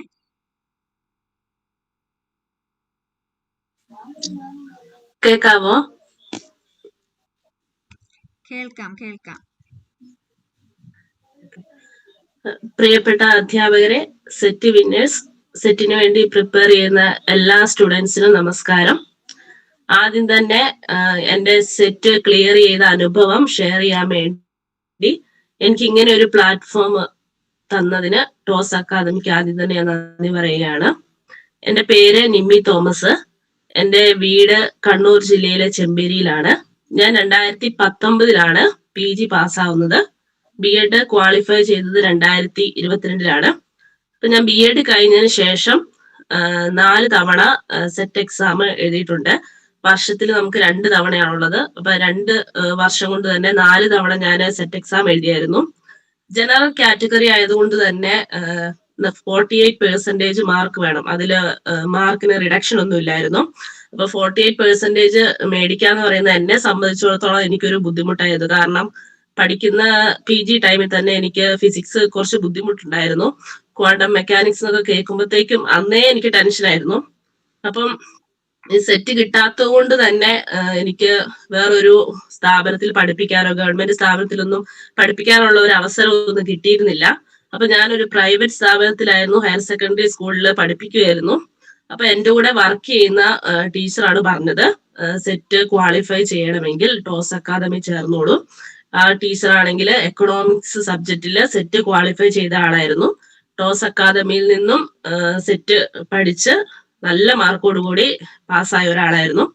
അപ്പൊ അങ്ങനെ കേട്ടിട്ടാണ് ഞാൻ ടോസ് അക്കാദമിയെ കുറിച്ച് അറിയുന്നത്. ഞാൻ അതിനുശേഷം യൂട്യൂബിൽ വന്നിട്ട് ടോസ് അക്കാദമിയുടെ ക്ലാസ്സുകളൊക്കെ ഒന്ന് അടിച്ചു നോക്കുകയും അപ്പൊ എനിക്ക് തോന്നി ഇത് നല്ല രീതിയിലുള്ള ഒരു ക്ലാസ് ആണ് എന്നൊക്കെ മനസ്സിലാക്കിയതിനു ശേഷമാണ് ഞാൻ ടോസ് അക്കാദമിയിൽ ചേരുന്നത്. അപ്പം അവിടുത്തെ ക്ലാസ്സുകളെ കുറിച്ചാണ് ഞാനിപ്പോ ആദ്യം പറയാൻ വേണ്ടി പോകുന്നത്. ഞാൻ 6 മാസത്തെ ഒരു കോഴ്സ് ആയിരുന്നു അവിടെ നിന്ന് എടുത്തത്. അപ്പൊ അതിനുശേഷം ചേർന്നതിന് ശേഷം ഒരു വാട്സപ്പ് ഗ്രൂപ്പ് ഉണ്ടായിരുന്നു. ആ വാട്സപ്പ് ഗ്രൂപ്പില് ഫിസിക്സിലെ എല്ലാ മെമ്പേഴ്സിനെ അവർ ആഡ് ചെയ്തു. ടോസ് അക്കാദമിയുടെ ഒരു ആപ്പ് വഴിയാണ് അവർ നമുക്ക് ക്ലാസ്സുകൾ പ്രൊവൈഡ് ചെയ്തു തരുന്നത്. ജനറൽ പേപ്പറും സബ്ജക്ട് പേപ്പറും ഉണ്ടായിരുന്നു. ജനറൽ പേപ്പറിൽ ഫിലോസഫി, മാത്സ്, സൈക്കോളജി, ഇംഗ്ലീഷ് അങ്ങനെയുള്ള കാര്യങ്ങളായിരുന്നു. പിന്നീട് ഫിസിക്സിൽ വരുന്നത് നമ്മൾ PGക്ക് പഠിച്ച ക്വാണ്ടം മെക്കാനിക്സ്, അങ്ങനെയുള്ള ഒപ്റ്റിക്സ്, അങ്ങനെയുള്ള ആ ഒരു രീതിയിലുള്ള സബ്ജക്റ്റുകളൊക്കെ ആയിരുന്നു. അപ്പൊ എനിക്ക് രാവിലെ 9 മണിക്ക് ഞാൻ വർക്ക് ചെയ്യാൻ പോയിട്ട് തിരിച്ചു വരുന്നത് 4 മണിക്കാണ്. അതിനുശേഷം ചിലപ്പം ഉറക്കം വരും, ക്ഷീണിച്ചൊക്കെ ആയിരിക്കും വരുന്നത്. അന്നേരം പിന്നീട് ഈ ക്ലാസ്സുകൾ കേൾക്കാൻ പറ്റുമോ, അറ്റൻഡ് ചെയ്യാൻ പറ്റുമോ എന്നൊക്കെ ഉള്ള ഒരു ടെൻഷൻ എനിക്കുണ്ടായിരുന്നു. പക്ഷെ ടോസ് അക്കാദമിയിലെ ടീച്ചേഴ്സിന്റെ സപ്പോർട്ടും അവരുടെ ആ ഒരു മോട്ടിവേഷനും കൊണ്ട് മാത്രമാണ് ഞാനിപ്പം സെറ്റ് ക്വാളിഫൈ ചെയ്തത്. അപ്പൊ ടോസ് അക്കാദമിയിലെ ക്ലാസ്സുകളുടെ സ്പെഷ്യാലിറ്റീസ് ആണ് ഞാൻ പറയാൻ വേണ്ടി പോകുന്നത്. ഇപ്പം കോച്ചിങ് എടുത്തവർക്കും ഇനി എടുക്കാൻ പോകുന്നവർക്കും ഇത് വളരെയധികം ഉപകാരപ്രദമാണ്. കാരണം ഒരിക്കലും ഇതൊരു നഷ്ടമല്ല. ടോസ് അക്കാദമി ചേർന്ന എല്ലാവരും സെറ്റ് പാസ്സാകും എന്നത് ഒരു ഷുവർ കാര്യം തന്നെയാണ്. ഒന്നാമത്തെ സ്പെഷ്യാലിറ്റി എന്ന് പറയുന്നത് അവരുടെ ക്ലാസ്സുകൾ വളരെ സിസ്റ്റമാറ്റിക് ആണ്. അത് റെക്കോർഡഡ് ക്ലാസ് ആണ്. നമുക്ക് ഇഷ്ടമുള്ള സമയത്ത് നമുക്ക് സമയമെടുത്ത് ആ ക്ലാസ്സുകൾ കാണാനും നോട്ട് എഴുതാനും ഉള്ള ഒരു മെത്തേഡായിരുന്നു അവർ ഫോളോ ചെയ്തത്. ഇപ്പൊ നമുക്ക് ഒരു ദിവസം ക്ലാസ് അറ്റൻഡ് ചെയ്യാൻ കഴിഞ്ഞില്ല എങ്കിൽ നമുക്ക് പറ്റുന്ന സമയമെടുത്ത് അത് കാണാൻ വേണ്ടി പറ്റും. അത് ആ ആപ്പിൽ തന്നെ എപ്പോഴും അത് സ്റ്റോർ ചെയ്ത് വെച്ചിട്ടുണ്ടാവും. പിന്നെ അവര് കൃത്യമായിട്ട് ക്ലാസ്സുകൾ അപ്ലോഡ് ചെയ്ത് തരുന്നുണ്ടായിരുന്നു. അപ്പൊ നമുക്ക് ഓവർലോഡ് ആവുന്ന രീതിയിൽ പെട്ടെന്ന് ക്ലാസ്സുകൾ ഇട്ട് തരുന്ന ആ ഒരു മെത്തേഡ് അല്ലായിരുന്നു അവർ ഫോളോ ചെയ്തത്. നമുക്കിപ്പോ ഒരു ക്ലാസ് തന്നതിന് ശേഷം നമുക്കത് പഠിച്ച് ആവശ്യമായ കാര്യങ്ങൾ നോട്ടൊക്കെ എഴുതിയെടുക്കാനുള്ള ഒരു സമയവും തന്നുകൊണ്ട് അതിനുശേഷമാണ് പിന്നീട് ക്ലാസ്സുകൾ ഇങ്ങനെ പ്രൊവൈഡ് ചെയ്തുകൊണ്ടിരിക്കുന്നത്. ഒരു പെൻഡിങ് ഒന്നും വരുത്താതെ സിസ്റ്റമാറ്റിക് ആയിട്ടുള്ള ഒരു ഫോളോയാണ് അവര് ക്ലാസ്സുകൾ നടത്തിക്കൊണ്ട് പോകുന്നത്. പിന്നെ ഫിലോസഫിയും സൈക്കോളജിയും ഒക്കെ എടുക്കുമ്പോൾ ആ സ്ലൈഡ് പ്രസന്റേഷനും ക്ലാസ്സുകളൊക്കെ വളരെ സിമ്പിൾ ആയിട്ട് നമുക്ക് മനസ്സിലാവുന്ന രീതിയിലുള്ള ഒരു അവതരണമാണ് അത് ഫോളോ ചെയ്ത് വന്നത്. പിന്നെ ഇത് കൂടാണ്ട് തന്നെ സബ്ജക്റ്റുകൾ പഠിപ്പിക്കുന്ന കൂടാണ്ട് തന്നെ അവർ നമുക്ക് കറണ്ട് അഫയേഴ്സും കൂടി പറഞ്ഞു തരുന്നുണ്ട്. അതായത് ഓരോ ദിവസവും നടക്കുന്ന സ്പോർട്സുമായിട്ട് ബന്ധപ്പെട്ടതും പിന്നെ സാഹിത്യകാരുമായിട്ട് ബന്ധപ്പെട്ട അവർക്ക് കിട്ടിയ അവാർഡുകള്, അങ്ങനെ മൊത്തത്തിലുള്ള ഒരു current affairs up to date ആയിട്ട് അവർ നമുക്ക് ഗ്രൂപ്പിൽ ഇട്ട് തരുന്നുണ്ട്. അതിനെക്കുറിച്ച് ഡീറ്റെയിൽ ആയിട്ട് 1 മണിക്കൂറിന്റെയും അരമണിക്കൂറിന്റെയും ക്ലാസ്സുകൾ തന്നെ നമുക്ക് ആപ്പില് അവർ തരുന്നുണ്ട്. പിന്നെ രണ്ടാമത്തെ സ്പെഷ്യാലിറ്റി എന്ന് പറയുന്നത് എക്സാം മെത്തേഡാണ്. അവര് ഓരോ ടോപ്പിക്ക് പഠിപ്പിച്ചതിന് ശേഷം വീക്കില്, അതായത് ലാസ്റ്റ് തിങ്കളാഴ്ച ദിവസം അവര് എക്സാം നടത്തും. ആ പഠിപ്പിച്ച ടോപ്പിക്കുമായിട്ട് ബന്ധപ്പെട്ട് 20 ക്വസ്റ്റ്യനോ 10 ക്വസ്റ്റ്യനോ വെച്ചിട്ട് നമുക്ക് ടൈം സെറ്റ് ചെയ്തിട്ടാണ് നമുക്ക് എക്സാം നടത്തുന്നത്. അപ്പൊ നമുക്ക് എക്സാം 2 മണിക്കൂറാണുള്ളത്. അപ്പൊ നമുക്ക് ചിലർക്ക് സമയം എത്തൂല. അപ്പൊ ഇവർ ഈ ടൈം സെറ്റ് ചെയ്യുന്നതുകൊണ്ട് നമുക്ക് അത് എങ്ങനെ ഒരു ക്വസ്റ്റ്യൻ 1 മിനിറ്റ് കൊണ്ട് അറ്റൻഡ് ചെയ്യണം, അല്ലെങ്കിൽ ഫിസിക്സിൽ ഒരു പ്രോബ്ലം സോൾവ് ചെയ്യാൻ വേണ്ടി എത്ര ടൈം എടുക്കും, അതൊക്കെ നമുക്ക് ഈ വീക്കെൻഡിലെയും മന്ത്ലി ടെസ്റ്റിലൊക്കെ നമുക്ക് ആ ടൈം സെറ്റ് ചെയ്ത് വെക്കുമ്പോൾ നമുക്ക് അതൊരു വളരെ ഉപകാരപ്രദമാണ്. പിന്നെ ആ ടെസ്റ്റ് കഴിഞ്ഞു കഴിഞ്ഞാൽ നമുക്ക് എത്ര സ്കോർ കിട്ടി, പിന്നെ നമ്മുടെ ഗ്രേഡ് എന്താണ്, ആ ക്വസ്റ്റ്യന്റെ ആൻസറുകൾ എന്താണ് എന്നുള്ള കാര്യങ്ങളൂടി അതിനുശേഷം കിട്ടുന്നുണ്ട്. അപ്പൊ നമ്മളെ കുറിച്ച് തന്നെ നമുക്ക് എത്രത്തോളം അത് പഠിച്ചെത്തി നമ്മളെ തന്നെ അസസ് ചെയ്യാനും നമുക്കൊരു ഫീഡ്ബാക്ക് അതിലൂടെ തന്നെ നമുക്ക് കിട്ടും. പിന്നെ ഉള്ള ഒരു കാര്യം എന്ന് പറയുന്നത്, മൂന്നാമത്തെ കാര്യം കോൺസ്റ്റന്റ് സപ്പോർട്ടാണ്. അതായത് ഇപ്പൊ നമ്മൾ ഫീസ് കൊടുത്ത് ചേർന്നതിന് ശേഷം ആദ്യം നമ്മളെ വല്ലാണ്ട് മോട്ടിവേറ്റ് ചെയ്ത് പിന്നീട് അത് കുറയുന്ന ആ ഒരു രീതിയല്ല. ഒരു ഫ്ലക്ച്വേഷനും, അതായത് ഒരു വേരിയേഷനും ഇല്ലാണ്ട് കോൺസ്റ്റന്റ് ആയിട്ട് ആദ്യം മുതൽ എക്സാമിന്റെ തലേന്ന് വരെ നമുക്ക് നല്ലൊരു മെന്റൽ സപ്പോർട്ടും മോട്ടിവേഷനും നൽകിക്കൊണ്ട് അവിടുത്തെ അധ്യാപകർ നമുക്ക് നല്ലൊരു സപ്പോർട്ട് തരുന്നുണ്ട്, മെന്റൽ സപ്പോർട്ട് തരുന്നുണ്ട്. പിന്നെ നമുക്ക് ഏത് സമയം വേണമെങ്കിലും നമുക്ക് അവരെ പേഴ്സണലായിട്ട് കോണ്ടാക്ട് ചെയ്യാം, വാട്സപ്പിൽ കൂടെ വോയിസ് അയക്കാം, നമ്മുടെ ഡൗട്ടുകളൊക്കെ നമുക്ക് ചോദിച്ച് മനസ്സിലാക്കാനുള്ള ഒരു പ്ലാറ്റ്ഫോം കൂടി അവർ നമുക്ക് പ്രൊവൈഡ് ചെയ്യുന്നുണ്ട്. പിന്നെ എക്സാമുകളും കാര്യങ്ങളൊക്കെ തരുമ്പം അതിന്റെ പ്രത്യേകത എന്താണെന്ന് വെച്ചാല്, നമ്മള് ഒരു ടോപ്പിക്ക് പഠിക്കാൻ എത്ര സമയം വേണം, അല്ലെങ്കിൽ നിങ്ങൾ അത് എത്ര ദിവസം കൊണ്ട് പഠിച്ചു കഴിയും, അതൊക്കെ അവർ ചോദിച്ച് നമ്മുടെ ഇഷ്ടത്തിനനുസരിച്ചാണ് അവര് എക്സാം നടത്തുന്നത്. വെറുതെ ഒരു എക്സാം നടത്തി പേര് നടത്തി ഒരു സ്കോർ രേഖപ്പെടുത്തുന്ന രീതിയല്ല. നമ്മൾ മാക്സിമം സ്കോർ ചെയ്യണം, നമ്മൾ പഠിക്കണം, പഠിച്ച കാര്യങ്ങൾ എഫക്റ്റീവ് ആയിട്ട് വരുന്നുണ്ടോ എന്ന രീതിയിലാണ് അവര് എക്സാമുകൾ കണ്ടക്ട് ചെയ്തത്. പിന്നെ സ്പെഷ്യാലിറ്റി എന്ന് പറയുന്നത് ക്വസ്റ്റ്യൻ പേപ്പർ ഡിസ്കഷൻ നടത്തുന്നുണ്ട്. അത് എന്റെ അഭിപ്രായത്തിൽ വളരെ നല്ലൊരു കാര്യമാണ്. കാരണം ഈ പ്രീവിയസ് ക്വസ്റ്റ്യൻ പേപ്പർ ലൈവ് ക്ലാസ്സിലൂടെ നടത്തുന്നുണ്ട്, അതുപോലെ തന്നെ നമുക്ക് PDF ആയിട്ട് ഇട്ട് തരുന്നുണ്ട്. അപ്പൊ പ്രീവിയസ് ക്വസ്റ്റ്യൻ പേപ്പറുകൾ ഡിസ്കസ് ചെയ്ത് തരുന്നതിലൂടെ നമുക്ക് ഒരുപാട് മാർക്ക് സ്കോർ ചെയ്യാൻ വേണ്ടി പറ്റുന്നുണ്ട്. എനിക്ക് ഇത്രയും മാർക്ക് കിട്ടുമെന്ന് ഞാൻ പ്രതീക്ഷിച്ചിട്ട് പോലുമില്ല. എപ്പോഴും സാജൻ സാറും അനിറ്റ മിസ്സും എപ്പോഴും പറയും, പ്രീവിയസ് ക്വസ്റ്റ്യൻ പേപ്പർ നോക്കുക, അത് സോൾവ് ചെയ്യുക, അതിലൂടെ നമുക്ക് സ്കോർ ചെയ്യാൻ പറ്റുന്ന അത് ഉദ്ദേശിച്ച് തന്നെയാണ് ഞാൻ പ്രീവിയസ് ക്വസ്റ്റ്യൻ പേപ്പർ സോൾവ് ചെയ്ത് പഠിച്ചത്. ടോസ് അക്കാദമിയിൽ ഒരു 2012 മുതൽ ഇപ്പൊ ഈ 2025 വരെയുള്ള ഏകദേശം ഒരുപാട് ക്വസ്റ്റ്യൻ പേപ്പർ, അതായത് ഒരു വർഷത്തിൽ 2 എക്സാം ഉണ്ട്. അപ്പൊ ഒരുപാട് ക്വസ്റ്റ്യൻ പേപ്പറുകൾ അവർ നമുക്ക് വർക്ക്ഔട്ട് ചെയ്ത് തരുന്നുണ്ട്, സോൾവ് ചെയ്ത് തരുന്നുണ്ട്. പിന്നെ ഉള്ളത് ഡൗട്ട് ക്ലാരിഫിക്കേഷന്റെ ഒരു സ്പെഷ്യാലിറ്റിയാണ്. നമുക്കിപ്പോ എന്റെ അഭിപ്രായത്തിൽ ഞാൻ പഠിക്കുന്ന സമയം ഇപ്പം ജോലി കഴിഞ്ഞിട്ട് ചിലപ്പോൾ രാത്രി ഒരു 10 മണി 9 മണി ആ ഒരു ടൈമിലാണ് ഞാൻ പഠിക്കാനിരിക്കുന്നത്. ആ സമയത്ത് എനിക്ക് ഡൗട്ട് വന്നാൽ ഞാൻ സാജൻ സാറിനെ അനിറ്റ മിസ്സിനെയൊക്കെ എപ്പോഴും കോണ്ടാക്ട് ചെയ്യുമായിരുന്നു. അപ്പൊ സാറൊക്കെ ആണെങ്കിൽ എപ്പോ രാത്രി ആയാലും എന്താണെങ്കിലും ആ ഒരു കറക്റ്റ് സ്പോട്ടിൽ തന്നെ നമുക്ക് കറക്റ്റ് ആയിട്ട് അവര് അതിന്റെ ഡൗട്ട് ക്ലാരിഫൈ ചെയ്ത് അതെങ്ങനെയാണ് വന്നത് ആ ഒരു രീതി ഫോളോ ചെയ്ത് വന്നായിരുന്നു. മരിയ മിസ് ആണെങ്കിലും നമുക്ക് എന്ത് ഡൗട്ട് ചോദിച്ചാലും വോയിസിലൂടെ ആണെങ്കിലും അവർ നമുക്ക് റിപ്ലൈ തരുമായിരുന്നു. ശരിക്കും ഒരു പേഴ്സണൽ ചാറ്റ്, ഒരു ഫ്രണ്ട്ലി ആയിട്ടുള്ള ഒരു ടോക്ക് നമുക്ക് തരുന്ന ഒരു പ്ലാറ്റ്ഫോം തന്നെയാണ് ഈ ടോസ് അക്കാദമി. പിന്നീട് ഞാൻ പറയുന്നത് മോഡൽ എക്സാംസ് ആണ്. നമ്മള് ലാസ്റ്റ് എക്സാമിന്റെ തലേ ദിവസം അവര് നമുക്ക് സാധാരണ ക്വസ്റ്റ്യൻ പേപ്പർ എങ്ങനെയാണ് പരീക്ഷ നടത്തുന്നത്, ജനറൽ പേപ്പർ 2 മണിക്കൂർ, സബ്ജക്ട് പേപ്പർ 2 മണിക്കൂർ. അപ്പം അവർ അതേ രീതിയിലുള്ള എക്സാം നമുക്ക് കണ്ടക്ട് ചെയ്യും സമയം വെച്ചിട്ട്. അപ്പം നമുക്ക് അത് ചെയ്യുന്നതിലൂടെ നമുക്ക് കൂടുതൽ കോൺഫിഡൻസ് കിട്ടും.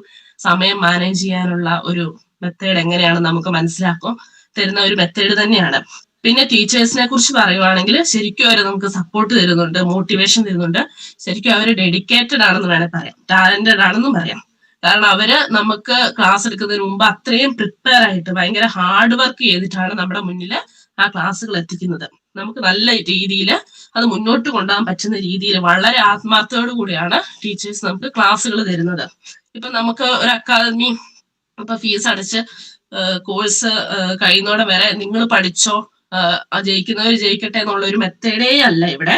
ഫീസ് അടച്ച് ഈ അക്കാദമി ജോയിൻ ചെയ്ത ഓരോരുത്തരും ജയിക്കണം എന്നുള്ള ഒരു മനോഭാവമുള്ള അധ്യാപകരാണ്. അപ്പം ഞാന് 2025 ഫെബ്രുവരി 2-ാം തീയതിയാണ് സെറ്റ് എക്സാം എഴുതിയത്. ഞാൻ എഴുതിയ 4 എക്സാമിലും ഫിസിക്സ് സബ്ജക്ട് ഇതുവരെ ജയിച്ചിട്ടില്ല, ജനറൽ മാത്രമേ ജയിച്ചിട്ടുണ്ടായിരുന്നുള്ളൂ. ടോസ് അക്കാദമി ചേർന്നതോടുകൂടി എനിക്ക് 120-ൽ 62 മാർക്ക് ജനറൽ പേപ്പറിന് കിട്ടി. സബ്ജക്റ്റിന് എനിക്ക് 120-ൽ 74 മാർക്കാണ് കിട്ടിയത്. എന്നെ സംബന്ധിച്ചിടത്തോളം 48% കിട്ടേണ്ടടുത്ത് 57% മാർക്കാണ് കിട്ടിയത്. നല്ലൊരു മാർക്കാണ്. 240-ൽ 116 കിട്ടേണ്ട സ്ഥാനത്ത് 136 മാർക്ക് സ്കോർ ചെയ്തുകൊണ്ട് ഞാൻ സെറ്റ് പാസ്സായി. അപ്പൊ എന്റെ സ്റ്റഡി പ്ലാൻ എന്താന്ന് വെച്ചാല് ടോസ് അക്കാദമി എന്താണോ പറയുന്നത് അത് ഞാൻ ഫോളോ ചെയ്യുകയാണ് ചെയ്തത്. ഞാൻ എക്സ്ട്രാ ഒന്നും ഉപയോഗിച്ചിട്ടില്ല. ടോസ് അക്കാദമിയുടെ ക്ലാസ്സുകൾ കണ്ടു, അവര് പറഞ്ഞു നോട്ട് പ്രിപ്പയർ ചെയ്യണം, ക്ലാസ് കാണണം, കൃത്യമായിട്ട് കാണണം, എക്സാമുകൾ അറ്റൻഡ് ചെയ്യണം, അവർ തരുന്ന കറന്റ് അഫയേഴ്സ് കാര്യങ്ങളെല്ലാം ഫോളോ ചെയ്യണം. മരിയ മിസ്സും അനിറ്റ മിസ്സും സാജൻ സാറും പിന്നെ ഫിലോസഫിയുടെ സാറും രേഷ്മ മിസ്സും അങ്ങനെ കുറെ പേര് ഇമ്പോർട്ടന്റ് ആയിട്ടുള്ള ടോപ്പിക് നമ്മളോട് ഇത് പഠിക്കണം എന്ന് തന്നെ പറഞ്ഞു തരും. അപ്പൊ നമ്മൾ അത് തന്നെ പഠിക്കുക. അവര് പറയുന്നതിന് അങ്ങോട്ട് ഒരു മാറ്റവും ഇല്ല. ടോസ് അക്കാദമിയിൽ എനിക്ക് തോന്നുന്നത് ഫിസിക്സിന് ആ സമയത്ത് ഒരു 60 ക്വസ്റ്റ്യനും ടീച്ചേഴ്സ് പഠിക്കണം എന്ന് പറഞ്ഞ ആ ഒരു പോർഷനിൽ നിന്ന് തന്നെയായിരുന്നു വന്നത്. പിന്നെ ജനറൽ കുറച്ച് ടഫായിരുന്നു, പക്ഷെ ഒരു 50 മാർക്കും ടീച്ചേഴ്സ് പറഞ്ഞ കറന്റ് അഫയേഴ്സിൽ നിന്നും ക്ലാസ് നോട്ടിൽ നിന്നും ഒക്കെയാണ് വന്നത്. അപ്പൊ ഈ ഒരു മെത്തേഡ് ഞാൻ ഫോളോ ചെയ്തുകൊണ്ട് മാത്രം, കൃത്യമായ ഒരു സ്റ്റഡി പ്ലാൻ വെച്ചിട്ട് അവര് പറഞ്ഞ എല്ലാ കാര്യങ്ങളും അനുസരിച്ചുകൊണ്ട് മാത്രമാണ് എനിക്ക് സെറ്റ് ക്വാളിഫൈ ചെയ്യാൻ പറ്റിയത്. ഇതിനു മുമ്പ് എന്റെ സ്റ്റഡി പ്ലാൻ വർക്ക്ഔട്ട് ആയതുമില്ല. അപ്പൊ ഇനി സെറ്റ് കോച്ചിങ് എടുക്കുന്നവരോട് എനിക്ക് പറയാനുള്ളത്, ടോസ് അക്കാദമി എന്താണോ പറയുന്നത് അത് ചെയ്യുക, അത് ഫോളോ ചെയ്യുക. നിങ്ങൾക്ക് എന്തായാലും സെറ്റ് ക്രാക്ക് ചെയ്യാൻ വേണ്ടി പറ്റും. Okay, thank U Nimmi, thank you so much. ഇപ്പം ഞാൻ നിമ്മീനെ കോണ്ടാക്ട് ചെയ്ത സമയത്ത് നിമ്മിക്ക് ചെറിയ ഹെൽത്ത് ഇഷ്യൂസ് ഒക്കെ ഉണ്ടായിരുന്നു. അപ്പം എത്രത്തോളം നന്നായിട്ട് ഇതിൽ പ്രസന്റ് ചെയ്യാൻ പറ്റും എന്നൊക്കെ ഒരു സംശയം ഉണ്ടായിരുന്നു. പക്ഷെ വളരെ ആത്മാർത്ഥമായിട്ട് ഇപ്പം നമ്മുടെ ഒരു സ്റ്റുഡൻറ് നിങ്ങൾ ഇപ്പം വേറെ ഒന്നും വേണ്ട അല്ലേ, ഇപ്പം നിമ്മി പറഞ്ഞ കാര്യങ്ങൾ മാത്രം മതി. ആത്മാർത്ഥമായിട്ട് ഈ ഒരു മൊത്തം പ്രൊസീജിയർ നമ്മുടെ ഈ ഒരു 6 മാസത്തെ കാര്യങ്ങളൊക്കെ ആലോചിച്ച് എല്ലാ കാര്യങ്ങളും ഉൾപ്പെടുത്തിയിട്ടാണ് നിമ്മി ഇന്ന് സംസാരിച്ചേക്കുന്നത്. അപ്പൊ നിമ്മിക്ക് ഒത്തിരി താങ്ക്സ് കേട്ടോ. അപ്പൊ ഇനി മുന്നോട്ടും ഇതേപോലെ ഇപ്പൊ നമ്മളിവിടെ ക്ലാസ്സുകൾ തരുന്നു എന്നുണ്ട്, ഇവിടെ ഒത്തിരി പിള്ളേർ പഠിക്കുന്നുണ്ട് അല്ലെ. പക്ഷെ നിമ്മിയെ പോലെ വർക്ക് ചെയ്യാനും മുന്നോട്ട് സക്സസ്ഫുൾ ആവണം എന്ന് സ്ട്രോങ് ആയിട്ട് ഡിറ്റർമിനേഷൻ ഉള്ള കുട്ടികൾക്ക് തീർച്ചയായിട്ടും അതിൻ്റെ ഒരു അസിസ്റ്റൻസും കൂടെ കിട്ടുമ്പം അവർ ഇരട്ടി പ്രശോഭിക്കും. അപ്പോൾ തീർച്ചയായിട്ടും മുന്നോട്ടും ഇതേപോലെ വർക്ക് ചെയ്യുക, ആഗ്രഹിക്കുന്ന ജോലി മേഖലയിൽ വർക്ക് ചെയ്യാൻ സാധിക്കട്ടെ എന്ന് ആശംസിക്കുന്നു കേട്ടോ. Okay, thank you miss. Okay, അടുത്തത് ഞാൻ സുഹൈലെ ഓൺലൈനിൽ അവൈലബിൾ അല്ലേ? അതെ അതെ. ഓക്കെ, അപ്പൊ ഞാൻ സുഹൈലേനെ ഇൻവൈറ്റ് ചെയ്യാണ്. അപ്പൊ BEd 2022 സുഹൈല പാസ്സായിട്ട് ഇരിക്കുന്നത്. 51.9% മാർക്കോട് കൂടെയാണ് സുഹൈല സെറ്റ് എക്സാം പാസ്സായിരിക്കുന്നത് കേട്ടോ. അപ്പോൾ സുഹൈലേനെ വെൽക്കം ചെയ്യാണ്. ലേണിംഗ് സ്ട്രാറ്റജീസും ഇവിടുത്തെ എക്സ്പീരിയൻസും ഒക്കെ ഒന്ന് ഷെയർ ചെയ്യണേ. ആയിക്കോട്ടെ. കേൾക്കുന്നുണ്ടോ? കേൾക്കാം. ഓക്കെ. ഞാൻ എന്റെ സ്റ്റഡി പ്ലാൻ പറയുന്നതിന് മുമ്പായിട്ട് എനിക്ക് തോന്നുന്നു എന്തുകൊണ്ട് ഞാൻ ടോസ് അക്കാദമി ചൂസ് ചെയ്തു എന്നുള്ള കാര്യം പറയാം. പിന്നെ നിമി വളരെ ആത്മാർത്ഥമായിട്ട് A to Z കാര്യങ്ങൾ ടോസ് അക്കാദമിനെ കുറിച്ച് പറഞ്ഞതുകൊണ്ട് കൂടുതലായിട്ടൊന്നും പറയാനില്ല. എന്താണ് ടോസ് അക്കാദമി എന്നുള്ളത് കൃത്യമായിട്ട് നിമി പറഞ്ഞിട്ടുണ്ട്. അപ്പോ എന്റെ ഭാഗത്ത് നിന്ന് നോക്കുകയാണെങ്കിൽ ഞാൻ 2022 BEd കഴിഞ്ഞു. അപ്പോ ഒരു PG കഴിഞ്ഞിട്ട് 3 വർഷത്തെ ഗ്യാപ്പിന് ശേഷമാണ് പിന്നെ ഞാനൊരു ഫിസിക്സ് ആയിട്ട് ബന്ധം വരുന്നത്. കാരണം നമുക്കൊക്കെ അങ്ങനെ ആയിരിക്കും, 2 വർഷത്തെ BEd ആകുമ്പോഴത്തേക്കാണ് ടച്ച് കുറച്ച് വിടും, പിന്നെ 1 ഇയർ ഡെലിവറിയും കാര്യമൊക്കെ ആയിട്ട് അങ്ങനെ പോയി. അപ്പൊ 3 വർഷത്തെ ഗ്യാപ്പിന് ശേഷമാണ് ഞാൻ ഫിസിക്സിനെ കുറിച്ച് ചിന്തിക്കുന്നത്. അപ്പൊ ആ സമയത്ത് എനിക്ക് സെറ്റിന് വേണ്ടി പഠിക്കാന്ന് പറയുമ്പോൾ പഴയ ഡിഗ്രീന്റെ PGന്റെ നോട്ട്ബുക്കും കാര്യങ്ങളൊക്കെ തപ്പിപ്പിടിച്ച് പഠിച്ചെടുക്കണം. അപ്പൊ ഭയങ്കര ടൈം കൺസ്യൂമിങ് ആണ്. അപ്പൊ കുട്ടിയുള്ള ഒരാൾക്ക് അല്ലെങ്കിൽ ഫാമിലി ആയിട്ട് പോകുന്ന ആൾക്ക് അത്രയും ടൈം ഉണ്ടാവില്ല. ആ ഒരു സമയത്ത് നമുക്ക് ടോസ് അക്കാദമി ഭയങ്കര യൂസ്ഫുൾ ആണ്. കാരണം നമുക്ക് ക്യാപ്സ്യൂൾ പോലെ കാര്യങ്ങൾ ഇങ്ങനെ തരും, അത് നമ്മൾ വിഴുങ്ങുക പഠിക്കുക എന്നുള്ള ആ ഒരു കാര്യം മാത്രം നമ്മൾ ചെയ്താൽ മതി. പിന്നെ ഞാൻ ആ ഒരു ടോസ് അക്കാദമി ചൂസ് ചെയ്തത് കൊണ്ട് എന്നെ തീരെ അവരെ നിരാശപ്പെടുത്തിയിട്ടില്ല. ഭയങ്കര വേർത്തായിട്ടാണ് എനിക്ക് തോന്നിയത്. പിന്നെ പഠന കാര്യം എന്ന് പറഞ്ഞു കഴിഞ്ഞാല് നമ്മള് നിമ്മി പറഞ്ഞതുപോലെ തന്നെ ഇവര് തന്ന ഭാഗങ്ങൾ മാത്രമേ പഠിച്ചിട്ടുള്ളൂ. ഫിസിക്സ് ആണെങ്കിലും ജനറൽ ആണെങ്കിലും നമുക്ക് ആഴ്ചയിൽ 5 ഞാൻ ക്രാഷ് ബാച്ചിലാണ് 3 മാസത്തെ ക്രാഷ് ബാച്ചിലാണ് ജോയിൻ ചെയ്തത്. ഞാൻ കാര്യമായിട്ട് 3 മാസം മാത്രമേ സെറ്റിന് വേണ്ടി പഠിച്ചിട്ടുള്ളൂ.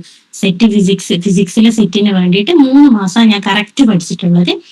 അതില് ആഴ്ചയിൽ 5 or 6 ദിവസം എങ്ങാനും നമുക്ക് കൃത്യമായിട്ട് ക്ലാസ് തരും. പിന്നെ ഞാൻ ശ്രദ്ധിച്ചൊരു കാര്യം എന്താണെന്ന് വെച്ച് കഴിഞ്ഞാൽ ആ 5 ദിവസത്തെ ക്ലാസ് അല്ലെങ്കിൽ 6 ദിവസത്തെ ക്ലാസ് അപ് ടു ഡേറ്റ് ആയിട്ട് ഞാൻ ക്ലാസ് കേൾക്കുന്ന സമയത്ത് തന്നെ നോട്ട് എഴുതി വെക്കും. നമ്മളിപ്പോ ക്ലാസ് കേട്ട് കഴിഞ്ഞ് പിന്നെ അവരയക്കുന്ന PDF നോക്കി നോട്ട്, ആ പരിപാടി എനിക്കില്ല. ക്ലാസ് നമ്മൾ എപ്പോഴാണോ കേൾക്കുന്നത് ആ സമയത്ത് തന്നെ നോട്ട് എഴുതി വെക്കും. അപ്പൊ നമുക്ക് നമ്മുടേതായ ഭാഷയിൽ മലയാളത്തിൽ കുറച്ച് പോയിന്റ് അല്ലെങ്കിൽ കുറച്ച് കോൺസെപ്റ്റ് എഴുതി വെക്കാം, അല്ലെങ്കിൽ ഇംഗ്ലീഷിൽ കുറച്ച് കാര്യങ്ങൾ എഴുതി വെക്കാം. അങ്ങനെ കൃത്യമായിട്ട് അന്നത്തെ ക്ലാസ് അന്നന്ന് തന്നെ എഴുതി വെക്കും. ഇനിയിപ്പോ നമുക്ക് എന്തെങ്കിലും ഹെൽത്ത് ഇഷ്യൂ മറ്റോ ഉണ്ടായിട്ട് നമുക്ക് അന്ന് ഒരു ദിവസത്തെ ക്ലാസ് ലാഗായാൽ അത് പിറ്റേ ദിവസം അത് കൂട്ടിപ്പിടിച്ചിട്ട് ആ ആഴ്ചത്തെ ക്ലാസ് ആ ആഴ്ച തന്നെ തീർക്കും. എന്നിട്ട് ആ ഒരാഴ്ചയിൽ നമുക്കൊരു എക്സാം ഉണ്ടാവും. ആ എക്സാം ഞാൻ എന്നും ശ്രദ്ധിക്കുന്ന ഒരു കാര്യം, ആദ്യത്തെ റാങ്കിന്റെ ഉള്ളിൽ അതിൽ നമുക്ക് റാങ്ക് കാണിച്ചു അതൊരു ഹര. നമ്മളെ ആ സമയത്ത് ആ ഒരു ഫസ്റ്റ് അല്ലെ സെക്കൻഡ് തേർഡ് ആ ഒരു റാങ്കിന്റെ ഉള്ളിൽ വരിക എന്നുള്ള ഒരു മൈൻഡ് വരും. അപ്പൊ വൃത്തിക്ക് അത് പഠിച്ചിട്ട് ആ എക്സാം ഭയങ്കര സീരിയസ് ആയിട്ട് ഞാൻ എക്സാം ഹാളിൽ ഇരിക്കുന്നത് പോലെ തന്നെ ആ കുറച്ച് സമയത്തേക്ക് കുട്ടീനൊക്കെ വേറെ മാറ്റി വെച്ച് ആ ഒരു റൂമിലേക്ക് വന്നിട്ട് ആ ഒരു എക്സാം മൂഡിൽ തന്നെ ഞാൻ ഒരുവിധം എല്ലാ എക്സാം അതിനുള്ള അറ്റൻഡ് ചെയ്തിട്ടുള്ളത്. അത് എനിക്ക് തോന്നുന്നു നമുക്കതൊരു മോക്ക് ടെസ്റ്റ് അല്ലേ, അപ്പൊ നമുക്കതൊരു എക്സ്പീരിയൻസും കൂടെ, എക്സാം ഹാളിൽ ഇരിക്കുന്ന ആ ഒരു എക്സ്പീരിയൻസും കൂടി. അപ്പൊ ആ ഒരു രീതിക്ക് വീക്കിലി എക്സാം എഴുതും. പിന്നെ നമുക്ക് കുറച്ച് പോർഷൻസ് കഴിയുമ്പോൾ ഒന്നിച്ചൊരു റിവിഷൻ ടെസ്റ്റ് വെക്കും. ആ സമയത്തും കുറച്ചും കൂടെ നമ്മൾ ആ ഒരു പോർഷൻ റിവൈസ് ചെയ്യും. പഠിച്ച കാര്യം ഒരു 2 ആഴ്ചയിനുള്ളിലോ അല്ലെ ഒരു മാസത്തിനുള്ളിൽ നമ്മൾ വീണ്ടും പഠിക്കും. പിന്നെ ഇതൊക്കെ കൂടെ ലാസ്റ്റ് വെച്ചിട്ട് പിന്നെയും പഠിക്കും. അപ്പൊ ഈ മുമ്പുള്ള ആള് പറഞ്ഞു കേട്ടു, ശ്രുതി എങ്ങാനും പറഞ്ഞു 6 മാസത്തെ എങ്ങാനും കോഴ്സാണ്, അപ്പൊ 1 മാസത്തോളം റിവിഷൻ കിട്ടി. പക്ഷെ എനിക്ക് തോന്നുന്നു ക്രാഷിൽ എന്റെ ഒരു ഓർമ്മയില് അങ്ങനെ 1 മാസത്തെ റിവിഷൻ ഒന്നും കിട്ടിയിട്ടില്ല. പക്ഷെ അതിന്റെ ആവശ്യം വന്നിട്ടില്ല എന്ന് എനിക്ക് തോന്നി. കൃത്യമായിട്ട് പഠിക്കുന്ന ഒരാൾക്ക് പ്രത്യേകിച്ച് 1 മാസത്തെ റിവിഷന്റെ ആവശ്യം ഉണ്ടായിട്ടും തോന്നിയിട്ടില്ല. കാരണം നമ്മൾ ഒരാഴ്ച പഠിക്കുന്നു, ആ സമയത്ത് നല്ല വൃത്തിക്ക് പഠിക്കുന്നു, പിന്നെ അത് റിവിഷന്റെ ടൈമിന് ഒന്നിച്ചൊരു എക്സാം എടുക്കും, അപ്പോൾ പിന്നെയും പഠിക്കും. പിന്നെ അവസാനം വെച്ചിട്ട് നമുക്ക് കണ്ടിന്യൂസ് ആയിട്ട് 1 ആഴ്ചയോ 2 ആഴ്ച അങ്ങനെ എനിക്ക് തോന്നുന്നു റിവിഷൻ കിട്ടിയിട്ടുണ്ട്. ആ സമയത്തേക്ക് നല്ല തറവ്. അപ്പൊ നമുക്ക് റിവിഷന് വേണ്ടി 1 മാസം അല്ലെ 1 ആഴ്ച അല്ലെ 1 ദിവസം അങ്ങനെ കൊടുക്കേണ്ട വന്നിട്ടില്ല. റിവിഷൻ അതിന്റെ കൂടെ അങ്ങ് നടക്കുക ചെയ്ത് നമ്മളെ തലച്ചോറിലേക്ക് പഠിച്ച സംഗതി വീണ്ടും നമ്മൾ ഇങ്ങനെ കൊടുക്കുമ്പോൾ ഓൾറെഡി അതിങ്ങനെ പേസ്റ്റ് ആയിട്ടാണ്. ഇപ്പൊ സത്യം പറഞ്ഞു കഴിഞ്ഞാൽ സെറ്റിന്റെ പോർഷനൊക്കെ അത്യാവശ്യം പേജ് വൈസിൽ നമ്മളെ മനസ്സിലുണ്ടാവും 3 മാസം കൊണ്ട് തന്നെ. അപ്പൊ എക്സ്ട്രാ ഞാൻ ഒരു വേർഡ് പോലെ അല്ലെ ഒരു ഗൂഗിളിൽ നോക്കിയിട്ടോ അങ്ങനെ ഒരു എക്സ്ട്രാ ഒരു പോയിന്റ് ഞാൻ എവിടുന്നും തപ്പിയിട്ടില്ല. അതിന് മാത്രമുള്ള ടൈമും ഉണ്ടായില്ല. ഇവര് തന്ന ക്ലാസ് കൃത്യമായിട്ട് നോട്ട് എഴുതി വെക്കുക, അത് പഠിക്കുക. അതിലപ്പുറം ഒരു എക്സ്ട്രാ ഒരു പോയിന്റും ഞാൻ എഴുതിയിട്ടില്ല, പഠിച്ചിട്ടില്ല. അപ്പൊ എക്സാം ടൈമിന് തന്നെ എന്റെ 2023 ജനുവരിയിലാണ് തോന്നുന്നു എഴുതിയത്. ആ സമയത്ത് എനിക്ക് തോന്നുന്നത് ജനറലൊക്കെ അത്യാവശ്യം കറണ്ട് അഫയർ GK ഒരു 45% എങ്ങാനും പക്ക അത് തന്നെ ചോദിച്ചിട്ട് കുറച്ച് ടഫാന്ന് തോന്നുന്നു. പിന്നെ സബ്ജക്റ്റും കുറച്ച് സ്റ്റാൻഡേർഡ് ക്വസ്റ്റ്യൻസ് ആയിരുന്നു ആ വർഷം. പക്ഷെ സെറ്റ് കിട്ടി. എനിക്ക് സത്യം പറഞ്ഞാൽ ആ ഒരു എക്സാമിന്റെ ദിവസം ഞാൻ ടീച്ചറെ അടുത്ത് പറഞ്ഞിട്ടുണ്ട്, ടീച്ചർക്ക് ഓർമ്മ ഉണ്ടോന്ന് അറിയില്ല, ബാലൻസിന്റെ പ്രോബ്ലം ഉള്ളത് കൊണ്ട് അന്ന് ഭയങ്കര തലകറക്കേനും. അപ്പൊ യാത്രയും കൂടെ ആയിട്ട് എക്സാം ഹോൾ ഭയങ്കര ബുദ്ധിമുട്ടാണ് എക്സാം എഴുതാൻ. ജനറലി അത്യാവശ്യം പിന്നെ എഴുതാൻ പറ്റി. ഫിസിക്സിന്റെ എത്തിയപ്പോ ഭയങ്കര തലകറക്കായിട്ട് ക്വസ്റ്റ്യൻ പേപ്പറിൽ നോക്കാൻ പോലും പറ്റുന്നുണ്ടായിരുന്നില്ല. എന്നിട്ടും ഞാൻ പേപ്പർ എങ്ങനെയൊക്കെ ചെരിച്ച് വെച്ച് പ്രോബ്ലം ഒന്നും ചെയ്യാൻ പറ്റുന്നില്ല. ജസ്റ്റ് മേലെ കണ്ട ക്വസ്റ്റ്യൻസിന് ആൻസർ ചെയ്ത് ബബിൾ ചെയ്തിട്ടാണ് അത്യാവശ്യം ആ ഒരു മാർക്ക് കിട്ടിയത്. എന്ന് വെച്ച് കഴിഞ്ഞാൽ അത്രയും അത്യാവശ്യം അവര് തന്ന കാര്യം മാത്രം പഠിച്ചിട്ടും ക്വസ്റ്റ്യൻ്റെ അകത്തുള്ള കാര്യങ്ങൾക്കൊക്കെ ആൻസർ ചെയ്യാൻ മാത്രം, ജസ്റ്റ് ഒന്ന് നോക്കിയിട്ട് ആൻസർ ചെയ്യാൻ മാത്രം പാകത്തിൽ വന്നിട്ടുണ്ടായിരുന്നു നമ്മൾ അറിവും കാര്യവും ഒക്കെ. അന്ന് സത്യം ഞാൻ ഒരു പ്രോബ്ലം പോലെ എനിക്ക് തോന്നുന്നു ചെയ്തിട്ടുണ്ടാവില്ല. മനക്കണക്ക് ചെയ്തിട്ട് അവിടെ ബബിൾ ചെയ്യാന്നല്ലാതെ എനിക്ക് അങ്ങനെ ഒരു കുനിഞ്ഞിരിക്കാനൊന്നും പറ്റാത്ത അവസ്ഥയിലാണ് ഞാൻ എക്സാം എഴുതി. ആ ഒരു സ്ഥിതിക്ക് എനിക്ക് എക്സാം ക്രാക്ക് ചെയ്യാൻ പറ്റിയിട്ടുണ്ടെങ്കിൽ ഇവരെ ക്ലാസ് ആണ്, ഇവരെ നല്ല ക്ലാസ്, അടിപൊളി ക്ലാസ് ആണ്. ഇനി പറഞ്ഞതുപോലെ എനിക്ക് തോന്നിയിട്ടുണ്ട് അനീറ്റ മിസ് ഒക്കെ ഭയങ്കര എന്തോ, ഞാനൊക്കെ ഒരു ടീച്ചറായിട്ട് വർക്ക് ചെയ്തിട്ടുണ്ട്. പക്ഷെ ഇത്രമാത്രം ഒരു കാര്യത്തിന് നമ്മൾ പഠിപ്പിക്കുന്ന കുട്ടിക്ക് ഇത്ര അത് കിട്ടണം എന്നുള്ള ആ ഒരു, എല്ലാ ടീച്ചേഴ്സും അങ്ങനെയാണ്. അപ്പൊ ആ ഒരു ആത്മാർത്ഥതയിലാണ് നമുക്ക് വേണ്ടിയിട്ട് അവര് ഇപ്പൊ നമുക്ക് ആ ഒരു സാധനം ക്യാപ്സ്യൂളിങ് തരാൻ വേണ്ടിയിട്ട് ഇവർ ഒരുപാട് വർക്ക് ചെയ്യുന്നുണ്ട്. എല്ലാ ക്വസ്റ്റ്യൻ പേപ്പറും അവിടെ നിന്ന് ഇവിടെ നിന്നുള്ള കാര്യങ്ങളൊക്കെ തപ്പിപ്പിടിച്ച് കൊണ്ടുവന്നിട്ടാണ് ഇതൊരു പാക്ക് ചെയ്തിട്ട് ഇങ്ങനെ തരുന്നത്. ഒരുപാട് റിസ്ക് എടുത്തിട്ടാണെന്നുള്ളത് എനിക്ക് മനസ്സിലാവുന്നത് ഇപ്പൊ ഞാൻ അവരുടെ HSAയുടെ തന്നെ കോച്ചിങ് എടുക്കുന്നുണ്ട്. അപ്പൊ എനിക്കത് കുറച്ചും കൂടെ നല്ലോണം മനസ്സിലാവുന്നുണ്ട് ഇവർ എത്രമാത്രം എഫേർട്ട് ഇടുന്നുണ്ട് ഈ ഒരു സംരംഭം അല്ലെ ഈ ഒരു അക്കാദമി മുന്നോട്ട് കൊണ്ടുപോകാന് എന്നുള്ള ഇവരുടെ ഈ ഒരു സത്യസന്ധത അല്ലെങ്കിൽ ആ ഒരു ആത്മാർത്ഥത തന്നെയാണ് നിമ്മി പറഞ്ഞതുപോലെ ഇതിലുണ്ടാകുന്ന വിജയവും ഇവർക്ക് ഉണ്ടാകുന്ന സ്റ്റുഡൻസും ഒക്കെ. അപ്പോ എന്റെ ഒരു ഭാഗത്ത് നോക്കുമ്പോൾ ഞാൻ ഭയങ്കര ടോസ് അക്കാദമി എടുത്ത കാര്യത്തിൽ ഭയങ്കര സാറ്റിസ്ഫൈഡ് ആണ്. നിങ്ങള് ഇതുവരെ കോച്ചിങ് എടുക്കാത്ത ആൾക്കാരാണെങ്കിൽ, അല്ലെങ്കിൽ നിങ്ങൾക്ക് ഒരു കോച്ചിങ് വേണം, ഒരു സപ്പോർട്ട് വേണം, സെറ്റ് വലിയ സംഭവം എക്സാം ഒന്നും അല്ലേ. നമ്മൾ PG MSc ഫിസിക്സ് കഴിഞ്ഞ ആൾക്കാർക്ക് അത്യാവശ്യം മാർക്കോടുകൂടി MSc ഫിസിക്സ് കഴിഞ്ഞ ആൾക്ക് ഞാൻ മനസ്സിലാക്കുന്നത് സിമ്പിൾ ആണ് സെറ്റ്. പക്ഷെ അതിന്റെ കൂടെ ജനറൽ വരുന്നു, കൂടെ നമുക്കൊരു സപ്പോർട്ട് വേണമെന്ന് തോന്നുന്ന ആൾക്കാരാണെങ്കിൽ നമ്മൾ ടോസ് അക്കാദമിയിൽ ജോയിൻ ചെയ്യുകയാണെങ്കിൽ ഭയങ്കര വേർത്തായിരിക്കും. കൂടുതലായിട്ടൊന്നും പറയാനില്ല. Okay, thank U Suhaila. അപ്പോൾ നമ്മൾ ഇവിടെ ഇപ്പം ടോസ് അക്കാഡമിയുടെ ഒരു വിജയം എന്ന് പറയുന്നത് തന്നെ നമ്മുടെ സ്റ്റുഡൻസ് തന്നെയാണ്. അപ്പം നമ്മൾ ഫാക്കൽറ്റീസ് എത്രത്തോളം ആത്മാർത്ഥതയോടെ നിൽക്കുന്നോ അപ്പം അത്രയും ഒരു പേഴ്സണൽ കണക്ഷൻ നമുക്ക് പിള്ളേരുമായിട്ടും ഉണ്ട്. അപ്പം അതേപോലെ തന്നെ ഇവിടെ ഒരു തവണ ഒരു കോച്ചിങ് എടുത്ത് നമ്മുടെ കാര്യങ്ങൾ ഇവിടുത്തെ സ്ട്രാറ്റജീസ് എക്സ്പീരിയൻസ് ചെയ്തവർ വീണ്ടും വീണ്ടും ഇവിടെ ഓരോ കോഴ്സുകൾക്ക് ഇപ്പം HSAക്ക് HSSTക്കൊക്കെ ആയിട്ട് തിരിച്ചു വരിക എന്ന് പറയുന്നത് തന്നെ ഒരു സ്ഥാപനത്തിന്റെ വിജയമാണ് അല്ലെ. അപ്പൊ അതൊക്കെയാണ് സുഹൈല നിങ്ങളുമായിട്ട് സംസാരിച്ചത്. അടുത്തത് ഞാൻ അമൃതേനെ വെൽക്കം ചെയ്യാണ്. അമൃത ഓൺലൈനിൽ അവൈലബിൾ അല്ലേ? ഓക്കെ. അപ്പം ഞാൻ അമൃതേനെ വെൽക്കം ചെയ്യാണ്. 2015 B.Ed കഴിഞ്ഞതാണ് അമൃത. അപ്പൊ സെറ്റ് എക്സാമും നമ്മുടെ ടോസിന്റെ എക്സ്പീരിയൻസും ജസ്റ്റ് ഒന്ന് ഷെയർ ചെയ്യണേ. Okay, thank you miss. Thank you so much. ആദ്യം തന്നെ താങ്ക്സ് പറയേണ്ടത് അനീറ്റ മിസ്സിനും സജൻ സാറിനും. അവർ വണ്ടർഫുൾ ആയിട്ടുള്ള അവരെ സപ്പോർട്ട് ഒന്നുകൊണ്ട് മാത്രമാണ് അത് നേടിയെടുക്കാൻ പറ്റിയത്. ഇതുവരെ പറഞ്ഞവരെ പോലെയല്ല, ഞാൻ ഒരു 10 വർഷത്തെ ഗ്യാപ്പ് ഉണ്ട് എനിക്ക് PG കഴിഞ്ഞിട്ടാകുമ്പോഴുള്ളത്. അപ്പൊ ഒരു സബ്ജക്റ്റ് ടച്ച് ഇല്ലാതെ 10 വർഷം കഴിഞ്ഞിട്ട് സെറ്റ് ക്രാക്ക് ചെയ്യാന്ന് പറയുന്നത് എന്നെ സംബന്ധിച്ചിടത്തോളം ഭയങ്കര ബുദ്ധിമുട്ടുള്ള കാര്യമാണ്. അപ്പൊ അതുകൊണ്ട് അവരെ സപ്പോർട്ട് എനിക്ക് ഭയങ്കരമായിട്ട് ഹെൽപ്പ് ചെയ്തിട്ടുണ്ട്. അപ്പൊ താങ്ക് യു. അപ്പൊ ഇവിടുത്തെ ഒരു കാര്യം പറയാന്ന് വെച്ചാൽ ടോസിലെ കാര്യം എന്ന് പറയുന്നത് നമ്മൾ ഏത് എക്സാം പ്രിപ്പയർ ചെയ്യുന്നുണ്ടെങ്കിലും നമുക്ക് സക്സസ് ആവാൻ വേണ്ടത് ആദ്യം ഒരു പ്ലാനാണ്. നല്ലൊരു പ്ലാൻ ഉണ്ടെങ്കിൽ അത് എക്സിക്യൂട്ട് ചെയ്യാൻ പറ്റുന്നുണ്ടെങ്കിൽ നമുക്കത് നേടിയെടുക്കാൻ വേണ്ടി പറ്റും. അപ്പൊ നമുക്ക് ഇവിടെ കിട്ടുന്ന ഒരു അഡ്വാൻറ്റേജ് എന്ന് പറയുന്നത് നമ്മളൊന്നും പ്ലാൻ ചെയ്യണ്ട. അവര് നല്ല ഒരു ടൈം മാനേജ്മെന്റ് കൂടി നല്ലൊരു പ്ലാൻ അവർ എക്സിക്യൂട്ട് ചെയ്യുന്നുണ്ട്. നമ്മൾ ചെയ്യേണ്ട ഒരേ ഒരു കാര്യം അവരുടെ കൂടെ പോവാന്നുള്ളതാണ്. അതാണ് എനിക്ക് ആദ്യമായിട്ട് പറയാനുള്ളത്. അപ്പോ ഇവര് പ്രൊവൈഡ് ചെയ്യുന്ന ക്ലാസിന്റെ പ്രത്യേകത നമ്മളൊട്ടും എക്സോസ്റ്റഡ് അല്ലാതെ ഒരു 45 മിനിറ്റിന്റെ ഉള്ളിൽ വരുന്ന ഒരു വീഡിയോ ക്ലാസ്. അപ്പൊ 2 ടോപ്പിക്കായിട്ട് കവർ ചെയ്ത് വരും. അപ്പോ ഒട്ടും നമുക്ക് ഇപ്പോ സബ്ജക്റ്റ് ടച്ച് ഇല്ലാണ്ടിരുന്നിട്ടും അപ്പൊ നമുക്ക് ഫോളോ ചെയ്യാൻ പറ്റുന്ന രീതിയിലാണ് അവർ ക്ലാസ് പ്രൊവൈഡ് ചെയ്ത് വരുന്നത്. അപ്പൊ അത് കൂടാണ്ട് നമുക്ക് വീക്കിലി എക്സാം എടുക്കും. അപ്പൊ വീക്കിലി നമുക്ക് ഇങ്ങനെ കണ്ടിന്യൂസ് ക്ലാസ് ഒരു വീക്കിൽ എക്സാം നടത്തിയാലും നമുക്കത് എന്താ ചെയ്യാം, ഫോളോ ചെയ്യാൻ ബുദ്ധിമുട്ടാണ്. അപ്പൊ ഇവിടെ എന്താ പ്രത്യേകത വെച്ചാൽ 2 ദിവസത്തെ ഗ്യാപ്പാണ്.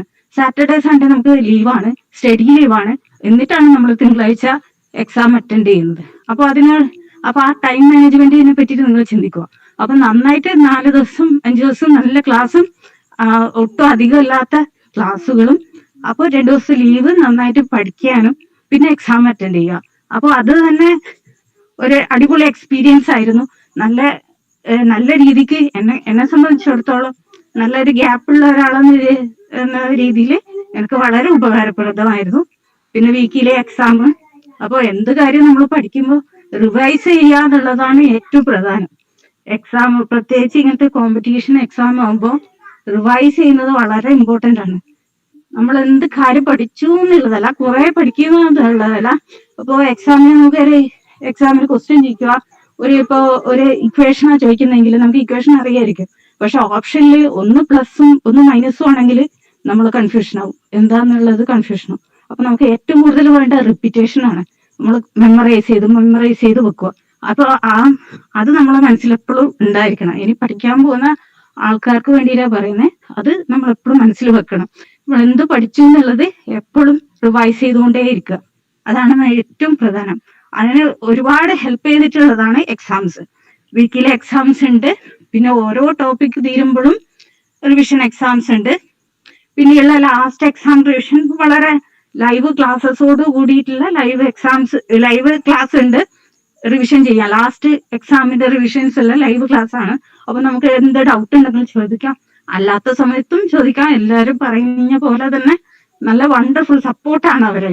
സാജൻ സാർ ആയാലും അനീറ്റ മിസ് ആയാലും ഏത് സമയത്തും നമുക്ക് അവൈലബിൾ ആണ് എന്നുള്ളതാണ് അതിന്റെ കാര്യം. അത് ഒരുപാട് ഹെൽപ്പ് ചെയ്തിട്ടുണ്ട്. പിന്നെ പറഞ്ഞ പോലെ നമുക്ക് ക്രാക്ക് ചെയ്യാൻ ഏറ്റവും വേണ്ടത് മെമ്മറൈസ് ചെയ്യുകയാണ് വേണ്ടത്. റിപ്പീറ്റ് ചെയ്ത് നിങ്ങൾ പഠിക്കും.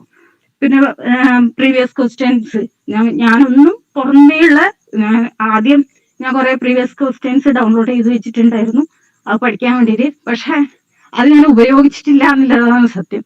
കാരണം എന്താ വെച്ചാൽ ഇവര് ഓരോ ടോപ്പിക്കും പഠിപ്പിച്ചു കഴിഞ്ഞു കഴിഞ്ഞാല് ആ ടോപ്പിക്കുമായിട്ട് ബന്ധപ്പെട്ട ക്വസ്റ്റ്യൻസ് സോർട്ട് ചെയ്തിട്ടാണ് നമുക്ക് പ്രീവിയസ് ക്വസ്റ്റ്യൻ തരുന്നത്. നമ്മളിപ്പോ ഡൗൺലോഡ് ചെയ്തിട്ട് പ്രീവിയസ് ക്വസ്റ്റ്യൻ എടുക്കുന്നുണ്ടെങ്കിൽ എന്താ പ്രശ്നം എന്ന് വെച്ചാല് അതിലെല്ലാ ടോപ്പിക്സിന്റെ ക്വസ്റ്റ്യൻസ് ഉണ്ടാവും. അപ്പൊ നമുക്കിത് പഠിച്ച് പരിചയമില്ലാത്തതുകൊണ്ട് അപ്പൊ ഏത് ടോപ്പിക്കാണെന്നുള്ളത് നമുക്ക് തന്നെ മനസ്സിലാവില്ല. പക്ഷെ ഇതാകുമ്പോ ഇവര് ടോപ്പിക് എടുത്ത് അത് സോർട്ട് ചെയ്തിട്ടാണ് നമ്മൾക്ക് തരുന്നത്. അപ്പൊ നമുക്ക് കൃത്യമായിട്ട് അതിനെ പറ്റിയിട്ട് മനസ്സിലാക്കാനും ഏതൊക്കെ കാര്യങ്ങളാണ് കൃത്യമായിട്ട് പഠിക്കേണ്ടത് എന്നുള്ളത് മനസ്സിലാക്കാനും നമുക്ക് ഇതിലൂടെ പറ്റും. അതാണ് ഏറ്റവും ഒരു നല്ലൊരു കാര്യമായിട്ട് പറയുന്നത്. നമുക്ക് പ്രത്യേകിച്ച് സെറ്റ് ആയതുകൊണ്ട് പ്രീവിയസ് ക്വസ്റ്റ്യൻ നോക്കുന്നത് വളരെ ഇമ്പോർട്ടന്റ് ആയിട്ടുള്ള ഒരു കാര്യമാണ്. നമുക്ക് പ്രീവിയസ് ക്വസ്റ്റ്യൻ പ്രാക്ടീസ് ചെയ്യാൻ ഇവര് അസൈൻമെന്റ്സ് പ്രൊവൈഡ് ചെയ്യുന്നുണ്ട്. നമുക്ക് സ്വന്തമായിട്ട് അതിന് വർക്ക് ചെയ്യാൻ വേണ്ടിയിട്ടുള്ള ഒരു ഓപ്പർച്യൂണിറ്റി ആണ് അസൈൻമെന്റ്സ് എന്ന് പറയുന്നത്. അപ്പൊ ഇത്രയും കാര്യങ്ങളാണ് ഇതിൽ നടക്കുന്നത്. എല്ലാവരും പറഞ്ഞ പോലെ തന്നെ വണ്ടർഫുൾ സപ്പോർട്ടാണ്, നല്ല ടൈം മാനേജ്മെന്റ് ആണ്, റിവിഷന് സമയമുണ്ട്, എല്ലാം എക്സാമിന് നമുക്ക് പ്രാക്ടീസ് കിട്ടും. ഇതൊക്കെ തന്നെയാണ് എനിക്കും പറയാനുള്ളത്. അപ്പോ ഇത് എത്രത്തോളം നന്നായി എന്നുള്ളതാണ്. ഞാനിപ്പോ HSCക്ക് ജോയിൻ ചെയ്തിട്ടുണ്ട് ടോസ് അക്കാദമിയിൽ തന്നെ. അപ്പൊ തിരിച്ച് അവിടെ വരണമെങ്കിൽ ഞാൻ എത്രത്തോളം സാറ്റിസ്ഫൈഡ് ആണെന്നുള്ളത് അതിൽ നിന്ന് നിങ്ങൾക്ക് മനസ്സിലാക്കാൻ വേണ്ടി പറ്റും. ഇത്തരം കാര്യങ്ങളാണ് എനിക്കും പറയാനുള്ളത്. ഓക്കെ, താങ്ക് യു അമൃത, ഒരു റിവ്യൂ നമ്മളുമായിട്ട് ഷെയർ ചെയ്തതിന്. അപ്പോൾ അമൃതയ്ക്കും ഇതേപോലെ തന്നെ മുന്നോട്ട് ലൈഫിൽ ഇപ്പം HSC എക്സാമിന് വേണ്ടി പ്രിപ്പയർ ചെയ്യുന്നുണ്ട്. അപ്പം മുന്നോട്ട് ഇഷ്ടപ്പെട്ട എക്സാമുകളൊക്കെ ക്രാക്ക് ചെയ്യട്ടെ. ഇപ്പം ടീച്ചിങ് ആണ് പാഷൻ. അപ്പം തീർച്ചയായിട്ടും അതിലേക്ക് തന്നെ പോകാനുള്ള അവസരം ലഭിക്കട്ടെ. PSC എക്സാമുകളൊക്കെ നന്നായിട്ട് യൂട്ടിലൈസ് ചെയ്യുക. Okay, thank you so much. അടുത്തതായിട്ട് ഞാൻ സുൽഫിയ സലീമിനെ വിളിക്കുകയാണ്.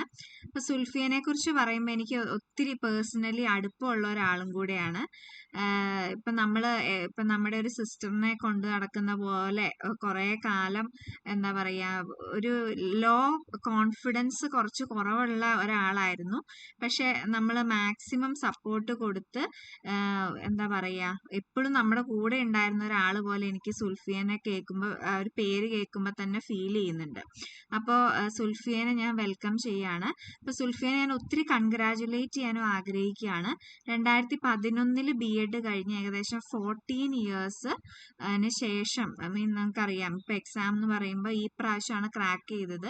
14 വർഷങ്ങൾക്ക് ശേഷമാണ് ഈ ഒരു സെറ്റ് എക്സാം എന്ന് പറയുന്ന എക്സാം ക്രാക്ക് ചെയ്തത്. അപ്പം തീർച്ചയായിട്ടും നമ്മുടെ എഫേർട്ടും അത് യൂട്ടിലൈസ് ചെയ്തതുകൊണ്ട് അതിന് ഉപരി സുൽഫിയയുടെ ഒരു എന്താ പറയുക ആ ഒരു കോൺസ്റ്റന്റ് ആയിട്ട് ഇത് നേടിയെടുക്കണം എന്നുള്ള ആ ഒരു ആഗ്രഹത്തിനെ അല്ലെങ്കിൽ അതിനു വേണ്ടി സുൽഫിയ കൊടുത്ത ഇഫേർട്ടിനെ കൺഗ്രാജുലേറ്റ് ചെയ്തുകൊണ്ട് സുൽഫിയനെ കോൾ ചെയ്യാണ്.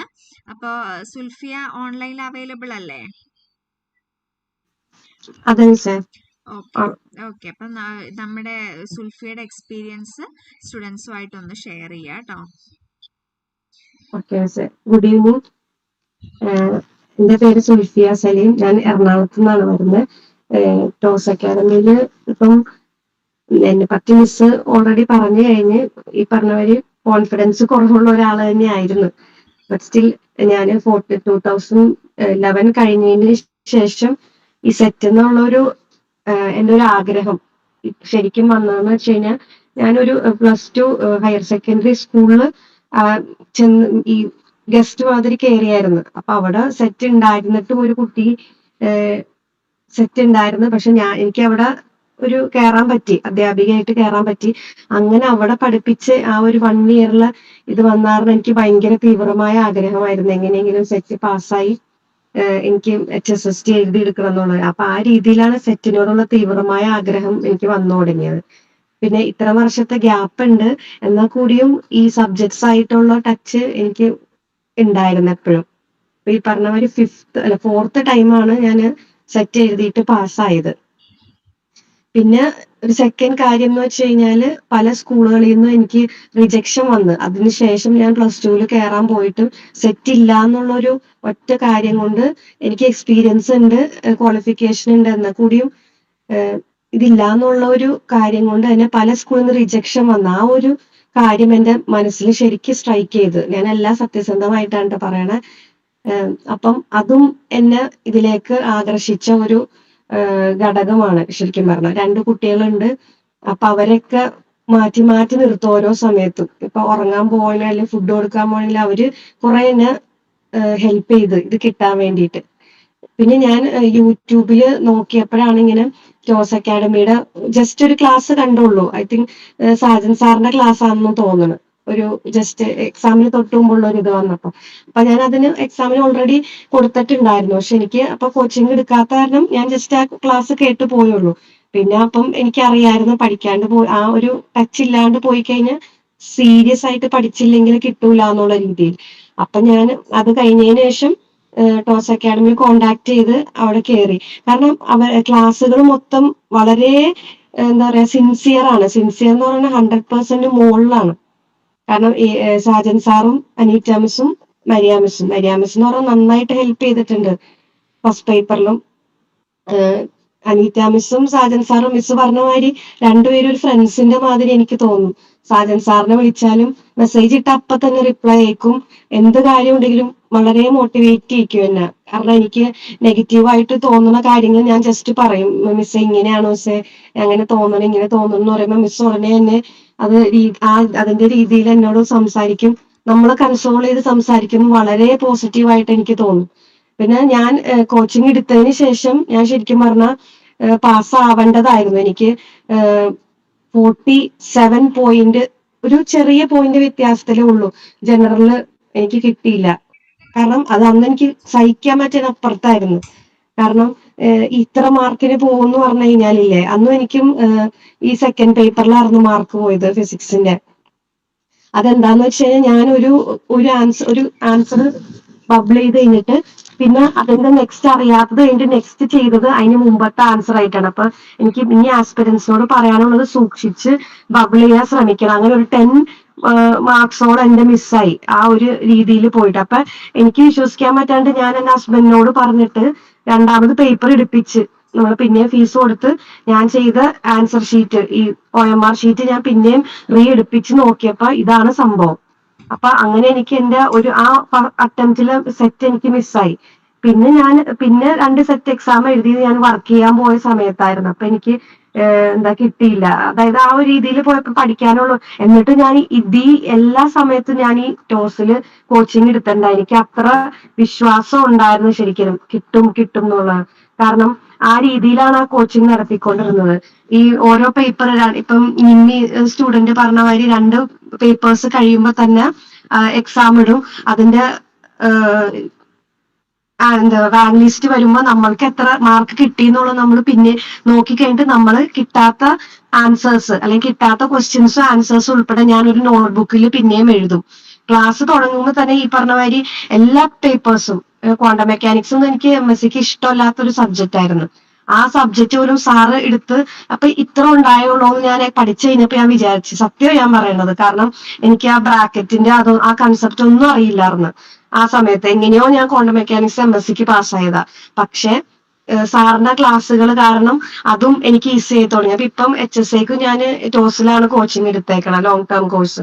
അപ്പം ഈ എല്ലാ ടൈമിലും കോച്ചിങ് എടുക്കുമ്പോഴും ഈ 2 ടീച്ചേഴ്സ് എന്നെ ഇങ്ങനെ മോട്ടിവേറ്റ് ചെയ്യും. കിട്ടും നെക്സ്റ്റ് ടൈം കിട്ടും, പരിശ്രമിച്ച് പഠിച്ചോ എന്നുള്ള രീതിയിൽ എന്നെ ശരിക്കും മോട്ടിവേറ്റ് ചെയ്തിട്ടാണ് ഞാനിപ്പോ ഈ ഒരു വിന്നിങ് സ്റ്റാറ്റസിൽ നിൽക്കുന്നത്. ശരിക്കും പറഞ്ഞു കഴിഞ്ഞാൽ എനിക്ക് വിശ്വസിക്കാൻ പറ്റില്ല ഇങ്ങനെ ഞാൻ കിട്ടിയെന്നുള്ളത്. എന്താ ഒരു ഫ്രണ്ട്സിനെ മാതിരി നമ്മളോട് ഇന്ററാക്ട് ചെയ്യുമ്പോൾ നമുക്ക് എന്തും തുറന്നു ചോദിക്കാം, ഡൗട്ട് ചോദിക്കാം, അല്ലെങ്കിൽ എന്തുകൊണ്ടാണ് മിസ് അങ്ങനെ വന്നതെന്ന് ചോദിക്കാം. എല്ലാത്തിനും നമുക്കൊരു ഓപ്ഷൻ ഉണ്ട് ഈ ടോസ് അക്കാഡമിയിൽ. അതായത് നല്ല ഒരു എക്സലന്റ് കോച്ചിങ് ആണെന്ന് നമുക്ക് പറയാം. ഇപ്പൊ HSAക്കും അതുമാതിരി തന്നെ അതിലും കൂടുതലായിട്ടാണ് നമുക്ക് ഇത് വരുന്നത്. പക്ഷെ എന്നെ സംബന്ധിച്ച് പറഞ്ഞാല് ഇപ്പൊ ഫിസിക്സും കെമിസ്ട്രി ആയതുകൊണ്ട് കെമിസ്ട്രിയും കൂടി പഠിക്കണം. ആ ഒരു കുറച്ച് ബുദ്ധിമുട്ട് എനിക്കുണ്ട്. എന്നാൽ കൂടിയും ഫിസിക്സ് ഒക്കെ സെറ്റിന് പഠിച്ചോണ്ട് നമുക്ക് HSAക്ക് മിക്ക ക്വസ്റ്റ്യൻ പേപ്പർ വരുമ്പോൾ നമുക്ക് എളുപ്പമായിട്ട് തോന്നുന്നുണ്ട് ആ ക്വസ്റ്റ്യൻസ് ഒക്കെ കാണുമ്പോൾ. പിന്നെ ക്വസ്റ്റ്യൻ പേപ്പർ ഡിസ്കഷൻ, അതായത് എത്ര ക്വസ്റ്റ്യൻ പേപ്പർ നമുക്ക് കിട്ടണോ അത്ര ക്വസ്റ്റ്യൻ പേപ്പേഴ്സ് നമ്മൾ ചെയ്ത് നോക്കണം. ആ ചെയ്തിട്ട് അതിനകത്ത് എത്ര മാർക്ക് കിട്ടുന്നുണ്ടെന്ന് നോക്കിയിട്ട് അപ്പൊ തന്നെ ഞാൻ മിസ്സിനെ വിളിച്ച് പറയും, മിസ് ഈ പേപ്പറിന് ഇത്ര മാർക്ക് കിട്ടി ക്വസ്റ്റ്യൻ പേപ്പർ ചെയ്തപ്പോന്ന്. അപ്പൊ മിസ് പറയും ഇനി ഒന്നും കൂടി ചെയ്ത് അത് കറക്റ്റ് ചെയ്ത് ആ നമ്മുടെ കട്ട് ഓഫിലും കൂടുതൽ കിട്ടിയാൽ മതി എന്ന് പറയുമ്പോൾ ഫസ്റ്റ് പേപ്പർ ആയാലും സെക്കൻഡ് പേപ്പർ ആയാലും ക്വസ്റ്റ്യൻ പേപ്പർ ഡിസ്കഷൻ നമ്മൾ കുറെ ചെയ്ത് നോക്കി കഴിയുമ്പം അതും നമുക്കൊരു ബെനിഫിറ്റ് ആണ്. ബെനിഫിറ്റ് എന്നല്ല, അത് എക്സലന്റ് ആണ് ശരിക്കും. ക്വസ്റ്റ്യൻ പേപ്പർ കിട്ടാത്ത ക്വസ്റ്റ്യൻസ് നമ്മുടെ ബുക്കിൽ നോട്ട് ചെയ്ത് വെച്ചിട്ട് എക്സാമിന് കയറുന്നതിന് മുമ്പ് ഈ ക്വസ്റ്റ്യൻസ് ഒന്നും കൂടി റിവൈസ് ചെയ്ത് നോക്കാം. അപ്പൊ എന്തോരം ക്വസ്റ്റ്യൻസ് നമ്മൾ ചെയ്ത് നമ്മൾ എന്തോരം എഴുതിയെന്നുള്ള നമുക്ക് തന്നെ മനസ്സിലാവും കിട്ടാത്ത ക്വസ്റ്റ്യൻസ് ആവുമ്പം. ഫസ്റ്റ് പേപ്പർ ഒക്കെ ആണെങ്കിൽ ഇപ്പൊ വെള്ളം പോലെ അറിയാവുന്നതാണ്. സൈക്കോളജി ആയാലും ടീച്ചിങ് ആപ്റ്റിറ്റ്യൂഡ് ഒക്കെ ഏത് കോമ്പറ്റീറ്റീവ് എക്സാമിന് പോയാലും നമുക്ക് കിട്ടും. ആ രീതിയിലാണ് അത് പോയത്. കാരണം അപ്പൊ എല്ലാരും വിചാരിക്കും ഇത്ര ടൈംസ് എഴുതിയോണ്ടായിരിക്കും എന്ന്. പക്ഷെ എന്നെ സംബന്ധിച്ച് ഇത്ര ടൈംസ് എഴുതിയോണ്ട് ഞാനൊരു രീതിയിൽ നിൽക്കണം എന്ന് പറയുമ്പോൾ അത് എന്നെ സംബന്ധിച്ച് അത് വലിയ കാര്യം തന്നെയാണ്. കാരണം ഈ കോച്ചിങ് ഇൻസ്റ്റിറ്റ്യൂട്ടിൽ കയറിയത് കൊണ്ട് തന്നെയാണ് ഞാനിങ്ങനെ ഈ ഒരു രീതിയിലായി കയറി നിൽക്കുന്നത്. ഈ പേപ്പേഴ്സ് എല്ലാം കറക്റ്റ് ആയിട്ട് ഫോളോ ചെയ്ത് ഈ ആൻസേഴ്സ് എല്ലാം നമുക്ക് കിട്ടാത്തത് എഴുതിയെടുക്കണം. ആ ആൻസേഴ്സ് പിന്നെ റിപ്പീറ്റ് ചെയ്ത് നോക്കുമ്പോഴേ അത് കിട്ടുള്ളൂ. ആർക്കും കിട്ടൂല എന്നുള്ള ഞാൻ ലാസ്റ്റ് അറ്റംപ്റ്റും ഞാൻ ചെയ്യാണ്ടിരുന്നതാണ്. പക്ഷെ ഇങ്ങനെ മോട്ടിവേഷൻ കിട്ടി. ഞാൻ പറയാം എന്നെ കൊണ്ട് പറ്റുമായിരിക്കും. പിന്നെ ഞാൻ ഈ സ്കൂളിൽ പോയി എനിക്ക് റിജക്ഷൻ വന്നുകൊണ്ട് അതെനിക്കൊരു വാശിയായി. കാരണം എനിക്ക് കിട്ടിയിട്ട് ഞാൻ ആ സ്കൂളിൽ തന്നെ പോവും, HSST കയറും. ആ രീതിയിൽ നമ്മൾ ഒന്ന് മനസ്സിനെ പാകപ്പെടുത്തി എടുത്ത് അങ്ങനെയാണ് പിന്നെയും ലാസ്റ്റ് അറ്റംപ്റ്റ് ചെയ്തത്. അപ്പോഴും എനിക്ക് കിട്ടൂല എന്ന് ഞാൻ മിസ്സിനെ എക്സാം കഴിഞ്ഞപ്പോൾ വിളിച്ചു, മിസ് ഈ പ്രാവശ്യം കിട്ടാൻ വഴിയില്ല എന്ന് പറഞ്ഞായിരുന്നു. അപ്പം മിസ് പറഞ്ഞു നോക്കാം, നമുക്ക് റിസൾട്ട് വരട്ടെ എന്ന് പറഞ്ഞപ്പോഴാണ് പിന്നെ റിസൾട്ട് വന്നപ്പോ പാസ്സായത്. അതുകൊണ്ട് വളരെ വളരെ ഫ്രണ്ട്ലി അറ്റ്മോസ്ഫിയർ ആണ്. ഏത് ആസ്പിറൻസ് ആണെങ്കിലും മോർ ദാൻ 100% നമ്മൾക്ക് വിശ്വസിച്ച് കയറാൻ പറ്റുന്ന ഒരു ഓൺലൈൻ കോച്ചിങ് ഇൻസ്റ്റിറ്റ്യൂട്ട് ആണ്. ശരിക്കും പറഞ്ഞു കഴിഞ്ഞാൽ നമ്മുടേതായ രീതിയിൽ കാര്യങ്ങൾ കൊണ്ടുപോകാനായിട്ട് ഇൻസ്റ്റിറ്റ്യൂട്ട് നമ്മളെ വളരെയധികം ഹെൽപ്പ് ചെയ്യും. എല്ലാ വീക്ക്ലി ടെസ്റ്റ് ആണെങ്കിലും അതെല്ലാം നമ്മൾ എഴുതുകൊണ്ട് നമ്മുടെ പെർസെന്റേജ് നമ്മൾ നോക്കും. അപ്പൊ ഈ പറഞ്ഞ പെർസെന്റേജ് കുറയാവുമ്പോൾ നമ്മുടെ സ്റ്റാറ്റസ് എവിടെയാന്ന് നമുക്ക് അറിയാൻ പറ്റും. അതനുസരിച്ച് നമ്മൾ പിന്നെയും ചെയ്യും. ഇപ്പൊ ഞാൻ ചെയ്തിരുന്നതെന്ന് വെച്ചാൽ ഫസ്റ്റ് ടൈം അറ്റംപ്റ്റ് ചെയ്യും. അപ്പൊ എനിക്ക് എന്റെ മിസ്റ്റേക്കുകൾ അല്ലെങ്കിൽ എന്റെ ഏതൊക്കെ ക്വസ്റ്റ്യനിൽ എനിക്ക് മിസ്റ്റേക്ക് ഉണ്ടെന്ന് നോക്കിയിട്ട് അത് എഴുതിയെടുക്കും. അതിന് ഞാൻ നെക്സ്റ്റ് സെയിം ആ സംഭവം തന്നെ പിന്നെയും അറ്റംപ്റ്റ് ചെയ്യും. അപ്പൊ എന്റെ പെർസെന്റേജ് കൂടിയോ കുറയോ എന്ന് നമ്മൾ നോക്കും. അപ്പൊ അങ്ങനെയാണ് അത് കൂട്ടി കൊണ്ടുവന്നത്. എന്നിട്ടും ഈ കുറെ മിസ്റ്റേക്കുകൾ മെയിൻ എക്സാമിന് വന്ന് എന്നാൽ കൂടിയും ഞാൻ പാസ്സായി എന്നുള്ളതാണ്. ശരിക്കും പറഞ്ഞാൽ നല്ലൊരു അറ്റ്മോസ്ഫിയർ ആണ്. അപ്പൊ ഞാൻ വിചാരിക്കും ഓഫ്ലൈൻ ക്ലാസ്സും കൂടി ഉണ്ടായിരുന്നെങ്കിലോ എന്ന്. അങ്ങനത്തെ രീതിയിൽ നമുക്കപ്പൊ കുറച്ചും കൂടി ഇതാവുമല്ലോ എന്ന് വിചാരിച്ച് അങ്ങനെയും എക്സാംസ് അറ്റൻഡ് ചെയ്തിട്ടുണ്ട്, ടീച്ചേഴ്സിനെയൊക്കെ ഡയറക്റ്റ് കാണാലോ എന്നുള്ളത്. ശരിക്കും പറഞ്ഞ ഒരു ലവ്ലി അറ്റ്മോസ്ഫിയർ എന്ന് വേണേൽ പറയാം. സാറിന് എനിക്ക് വളരെ കൂട്ടായിട്ടാണ് തോന്നിയത്. കാരണം രാത്രിയാണെങ്കിലും കൂടിയും മെസ്സേജ് ഇടുമ്പോൾ സാർ അതിനുള്ള ആൻസേഴ്സ് റിപ്ലൈ അയക്കും, പെട്ടെന്ന് തന്നെ കിട്ടുകയും ചെയ്യും നമുക്ക് അതിന്റെ ആൻസേഴ്സ് എല്ലാം. ചെയ്തു നോക്കുന്നതുകൊണ്ട് സാർ അതിന്റെ ആൻസർ പേപ്പർ ഉൾപ്പെടെ അയച്ചു തരും റിട്ടേൺ ആയിട്ടുള്ളത്. എപ്പോ വേണമെങ്കിലും നമുക്ക് അവരെ അപ്രോച്ച് ചെയ്യാന്നുള്ളതാണ്. കാരണം പിന്നെ ആവട്ടെ അല്ലെങ്കിൽ നോക്കിയിട്ട് പറയാം എന്നുള്ള രീതി അവിടെ ഇല്ല. ആ സമയത്ത് തന്നെ നമുക്ക് ആൻസർ കിട്ടും. 100% ഷുവർ ആണ്. നമുക്ക് നമ്മളെ ഡെഡിക്കേഷനും ആ അക്കാഡമി ചൂസ് ചെയ്യണ ആ കാര്യങ്ങൾ ആ സ്റ്റെപ്പ് ബൈ സ്റ്റെപ്പ് പ്രോസസ്സിൽ കൂടി പോയിട്ടുണ്ടെങ്കിൽ ഉറപ്പായിട്ടും കിട്ടുന്ന ഒരു സംഭവമാണ്. എല്ലാവർക്കും ക്രാക്ക് ചെയ്യാൻ പറ്റും. പക്ഷെ നമ്മുടേതായ എഫേർട്ട് അവിടെ ഇടണം. അനീറ്റ മിസ്സിന്റെ എപ്പോഴത്തെ ഉള്ള ഒരു ഇതാണ് എഫേർട്ട് ഇടുക എന്നുള്ളത്. ആ എഫേർട്ട് ഇട്ട് കഴിഞ്ഞാൽ ഉറപ്പായിട്ട് കിട്ടും എന്നുള്ളത് തെളിയിക്കുന്ന കാര്യം. Experience is the best teacher എന്ന് പറയില്ലേ, അതുപോലെ എന്റെ എക്സ്പീരിയൻസ് ആണ് ഞാൻ പറഞ്ഞത്. അപ്പൊ HSAക്കും അതുപോലെ എഫേർട്ട് ഇട്ടുകൊണ്ടിരിക്കുകയാണ്, ഇപ്പോഴും ഇങ്ങനെ പഠിച്ചുകൊണ്ടിരിക്കുകയാണ്. അതും കിട്ടണം എന്നുള്ള രീതിയിൽ ഇതുമാതിരി HSAക്കും കിട്ടട്ടെ എന്ന് ഞാൻ ആത്മാർത്ഥമായി ആഗ്രഹിക്കുകയാണ്. എല്ലാവരും പ്രാർത്ഥിക്കണം. ഇപ്പൊ ആസ്പയർ ചെയ്യണ എല്ലാ കാൻഡിഡേറ്റ്സിനും ഓൾ ദ ബെസ്റ്റ്. നന്നായിട്ട് പഠിക്കുക. നന്നായിട്ട് പഠിച്ചു കഴിഞ്ഞാൽ നമ്മൾക്ക് വിശ്വസിച്ച് എല്ലാവരുടെയും പ്രാർത്ഥനയോടുകൂടി പാസ്സാവാൻ പറ്റും. Wish you all the best. ഇപ്പൊ താങ്ക് യു അനീറ്റ മിസ്സും സാജൻ സാറിനും മരിയ മിസ്സിനും ഹാർട്ട്ഫുൾ താങ്ക്സ് പറയാണ്. എന്റെ പിള്ളേരുടെയും കൂടി താങ്ക്സ് പറയണം. കാരണം അവരും കൂടി വളരെ ആഗ്രഹിച്ചിരുന്നതാണ്. അതുകൊണ്ട് വെരി വെരി താങ്ക്സ് 3 പേർക്കും. എന്റെ വളരെ പ്രാർത്ഥിക്കും ഞാൻ. കാരണം എന്നെ അത്ര രീതിയിൽ എത്തിച്ചത് ഈ അക്കാഡമി ഒറ്റ ഒരു കോച്ചിങ് ഇൻസ്റ്റിറ്റ്യൂട്ടാണ്. അതുകൊണ്ട് very very thanks. Thank you മിസ്സേ. Thank you Silfiya, thank you so much. അപ്പോൾ മുമ്പോട്ട് ലൈഫിൽ എല്ലാവിധ സക്സസും നേരുന്നു കേട്ടോ. ഓക്കെ, താങ്ക് യു മിസ്സേ. ഓക്കെ. അപ്പം ഇനി കുറച്ച് ടൈം അധികമായിട്ടുണ്ട്. നമുക്ക് പെട്ടെന്ന് ഇനി ഫിസിക്സിന്റെ ഒരു ലേണിംഗ് സ്ട്രാറ്റജിയും കൂടെ സാജൻ സാർ നിങ്ങളുമായിട്ട് ഷെയർ ചെയ്യും.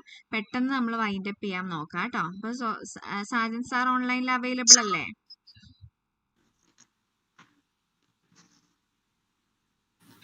അതെ അതെ. Okay okay.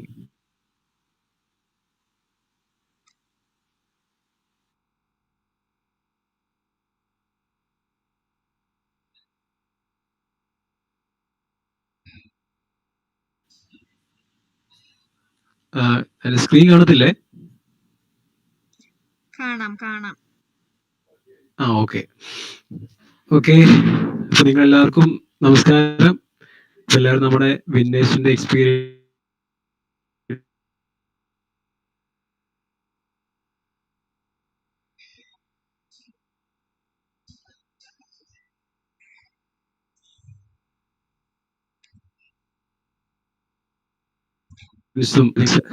ശ്രമിച്ചു.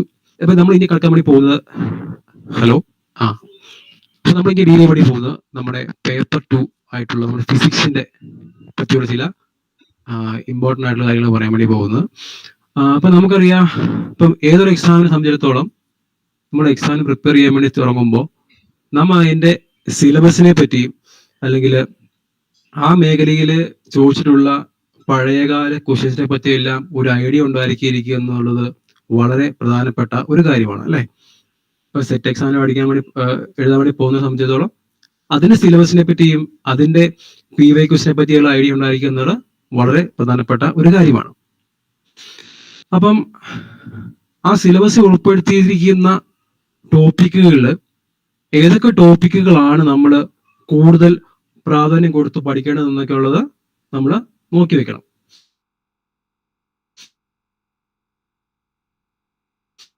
ഇപ്പൊ നിങ്ങൾ നമ്മുടെ കറണ്ട് സിലബസും അതോടൊപ്പം തന്നെ 2016 മുതലാണ് നമ്മുടെ സിലബസ് മോഡിഫൈ ചെയ്ത്. അപ്പൊ ആ 2016 മുതലുള്ള ഈ കഴിഞ്ഞ ജനുവരിയിലെ എക്സാം വരെയുള്ള എല്ലാ ക്വസ്റ്റ്യൻ പേപ്പറും അവിടെ അവൈലബിൾ ആണ്, സിലബസും അവൈലബിൾ ആണ്. അപ്പൊ എല്ലാവരും എന്ത് ചെയ്യുക, സിലബസിനെ പറ്റിയും അതോടൊപ്പം തന്നെ ക്വസ്റ്റ്യൻ പേപ്പറെ പറ്റി എല്ലാവർക്കും ഒരു ഐഡിയ ഉണ്ടാക്കി എടുക്കുന്നുള്ളത് വളരെ പ്രധാനപ്പെട്ട കാര്യം തന്നെ. നമുക്കിനി നമ്മുടെ മുന്നിൽ ഒരു 3 മാസത്തോളം നമുക്ക് സമയമുണ്ട് അല്ലെ, 3 മാസത്തോളം സമയമുള്ളൂ നമുക്ക്. അപ്പം ഈ സമയം നമ്മളെ എങ്ങനെ നമ്മൾ ഫലപ്രദമായി യൂസ് ചെയ്യും എന്നുള്ളതിനെ അപേക്ഷിച്ചാണ് നമ്മുടെ റിസൾട്ട് നമ്മളെ ഡിപ്പെൻഡ് ചെയ്തിരിക്കുന്നത്. അപ്പൊ ഇനിയുള്ള ഈ സമയങ്ങള് നിങ്ങൾ എന്ത് ചെയ്യുക, നല്ല രീതിയിൽ വിനിയോഗിക്കുക. അപ്പൊ നമ്മുടെ ഭാഗത്തുനിന്ന് എല്ലാ സപ്പോർട്ടും നിങ്ങൾക്ക് ഉണ്ടായിരിക്കുന്നതാണ്. ഓക്കെ, ഇനി നമുക്കറിയാം നമ്മുടെ പേപ്പർ 2 ആയ ഫിസിക്സിൽ നമുക്കാകെ 9 ഏരിയാസ് ആണ് ഉള്ളത്. നിങ്ങൾക്ക് എല്ലാവർക്കും അറിയാലോ, നമുക്കാകെ 9 ഏരിയാസ് നമുക്ക് പഠിക്കാനായിട്ടുണ്ട്. നമുക്കറിയാം നമുക്ക് 120 മാർക്കിലുള്ള ക്വസ്റ്റ്യൻസ് നമുക്ക് പരീക്ഷയ്ക്ക് ഉണ്ട്. പേപ്പർ 2 മാത്രമായിട്ട് 120 മാർക്കിലുള്ള ക്വസ്റ്റ്യൻസും ഉണ്ട്. അതായത് ഒരു ക്വസ്റ്റ്യന് 1 മാർക്ക് വെച്ച് 120 ക്വസ്റ്റ്യൻസ്. സിലബസ് പ്രകാരം എല്ലാ വിഷയങ്ങൾക്കും അല്ലെങ്കിൽ എല്ലാ ഏരിയകൾക്കും തുല്യ പ്രാധാന്യമാണ് അവര് കൊടുത്തിരിക്കുന്നത്. So we can expect and at least 10 to 13 question from each subject അല്ലെ. അപ്പൊ നമുക്ക് എല്ലാ വർഷത്തെ ക്വസ്റ്റ്യൻ പേപ്പറിലും നിങ്ങൾ നോക്കി കാണാൻ സാധിക്കും, നമ്മൾ അറ്റ്ലീസ്റ്റ് ഒരു 10 ക്വസ്റ്റ്യനെങ്കിലും മിനിമം നമ്മൾ സബ്ജക്ട് നമ്മൾ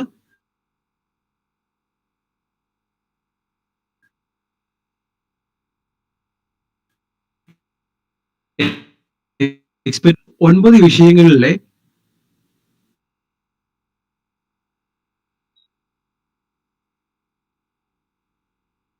ഏതൊക്കെ നമ്മൾ ഇന്ന്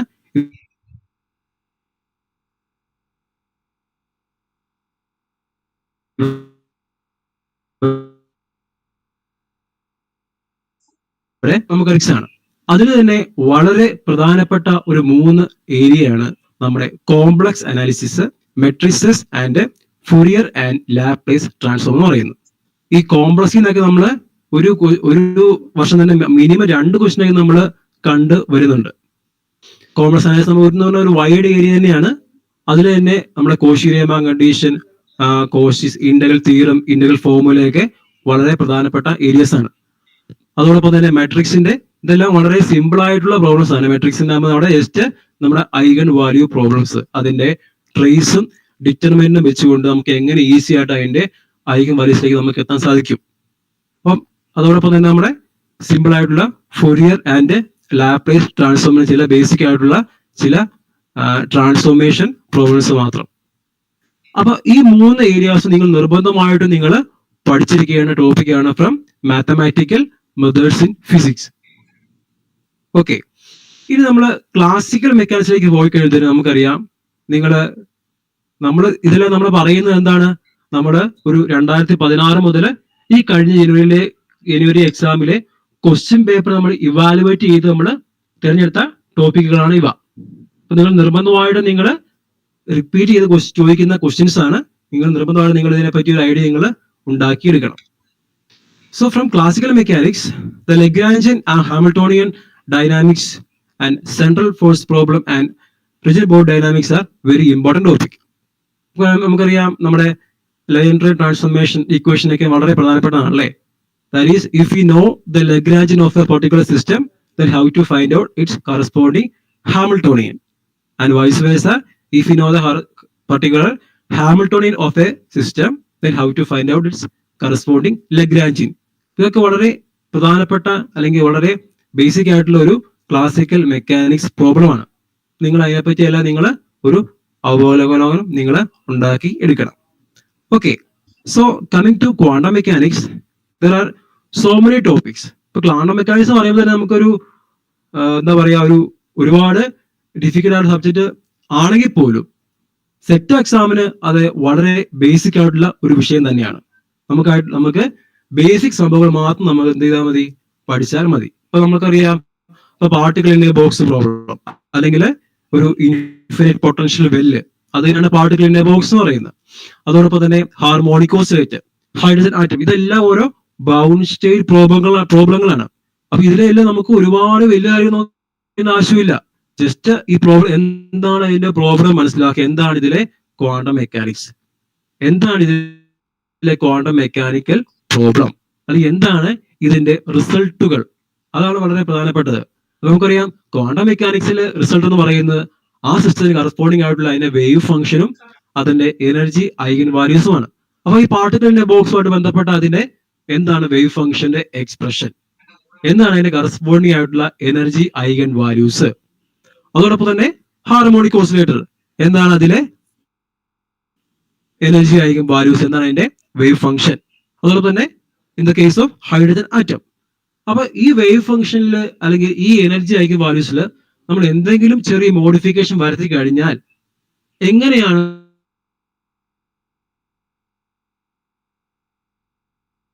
അതിന് അത് നിങ്ങളൊന്ന് പഠിച്ചു വെക്കണം. അതൊക്കെ നമ്മൾ പഠിക്കും, അല്ലെങ്കിൽ നമ്മൾ ഓൾറെഡി പഠിച്ച് കഴിഞ്ഞു.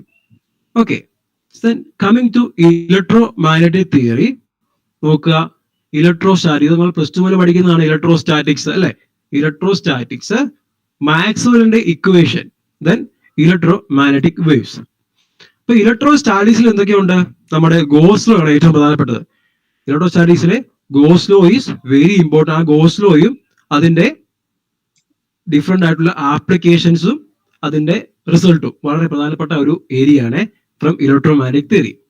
And coming to Maxwell's equation നോക്കുമ്പോൾ ഓക്കെ, മാക്സ്വെൽസ് ഇക്വേഷന് നമുക്ക് 4 ഇക്വേഷൻ ഉണ്ട് അല്ലെ. Gauss law, Faraday's law, Ampere's law ഒക്കെ എല്ലാം മാക്സ്വെൽസ് ഇക്വേഷന്റെ പാർട്ടാണ്. ഈ മാക്സ്വെൽസ് ഇക്വേഷന്റെ പല പല ഫോംസ് ഉണ്ട്. ഒന്ന് അതിന്റെ ഇന്റഗ്രൽ ഫോം ഉണ്ട്, അതിന്റെ ഡിഫറൻഷ്യൽ ഫോം ഉണ്ട്, അല്ലെങ്കിൽ ഒരു വാക്വത്തിൽ എങ്ങനെയായിരിക്കും മാക്സ്വെൽസ് ഇക്വേഷൻ ബിഹേവ് ചെയ്യുക, ഫ്രീ സ്പേസിൽ എങ്ങനെയാണ് ബിഹേവ് ചെയ്യുക, അങ്ങനെ പല പല മീഡിയത്തിലുള്ള മാക്സ്വെൽസ് ഇക്വേഷന്റെ ഫോം നിങ്ങൾ പഠിച്ചു വെക്കണം.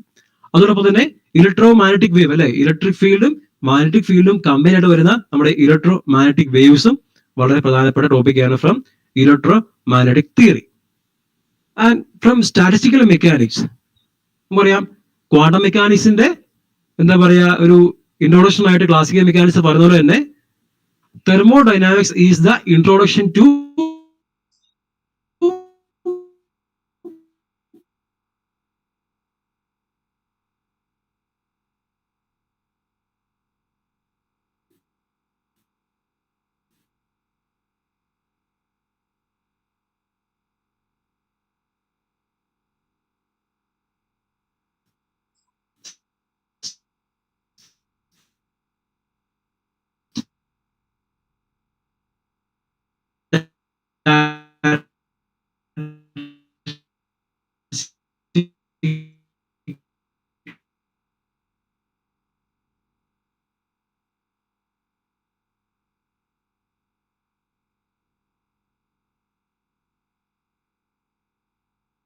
Quantum statistics, spectroscopy.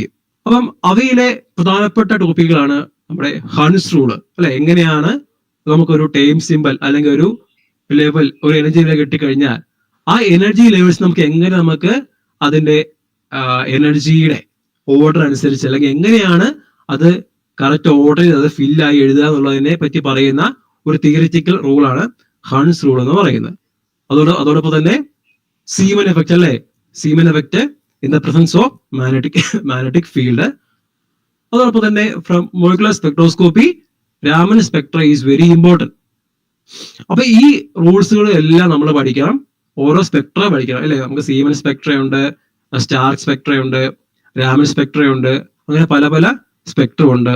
അവയുടെ സെലക്ഷൻ റൂൾസ് എങ്ങനെയാണ്, നമുക്ക് സ്പെക്ട്രം നമുക്ക് എക്സ്പ്ലെയിൻ ചെയ്യാൻ സാധിക്കും. ഇതെല്ലാം വളരെ പ്രധാനപ്പെട്ട കാര്യങ്ങളാണ് from atomic and molecular physics. നമ്മൾ ഈ ടോപ്പിക്കുകളെല്ലാം പറയുന്നത് കഴിഞ്ഞ കുറെ വർഷങ്ങളായിട്ട് നമ്മൾ ചോദിച്ചു കണ്ട ക്വസ്റ്റ്യൻ പേപ്പറിലെ കണ്ട ക്വസ്റ്റ്യൻസിനെ ബേസ് ചെയ്ത് മാത്രമാണ് നമ്മൾ ഈ ടോപ്പിക്കുകൾ നിങ്ങളുടെ മുന്നിൽ ഇവിടെ പ്രസന്റ് ചെയ്യുന്നത്. Okay, then nuclear and particle ഫിസിക്സിൽ നിന്നും ഷെൽ മോഡൽ അല്ലെ. ഷെൽ മോഡൽ വളരെ ഇമ്പോർട്ടൻ്റ് ആണ് ഫ്രം ന്യൂക്ലിയർ ഫിസിക്സിൽ നിന്നും. കാരണം നമുക്കറിയാം, നമുക്ക് ഒരു ന്യൂക്ലിയസ് കിട്ടിക്കഴിഞ്ഞാൽ നമുക്കതിലെ പ്രോട്ടോണിന്റെയും ന്യൂട്രോണിന്റെയും ഒക്കെ ആ നമ്പറിനെ നമ്മൾ എങ്ങനെ ഡിസ്ട്രിബ്യൂട്ട് ചെയ്യുന്നു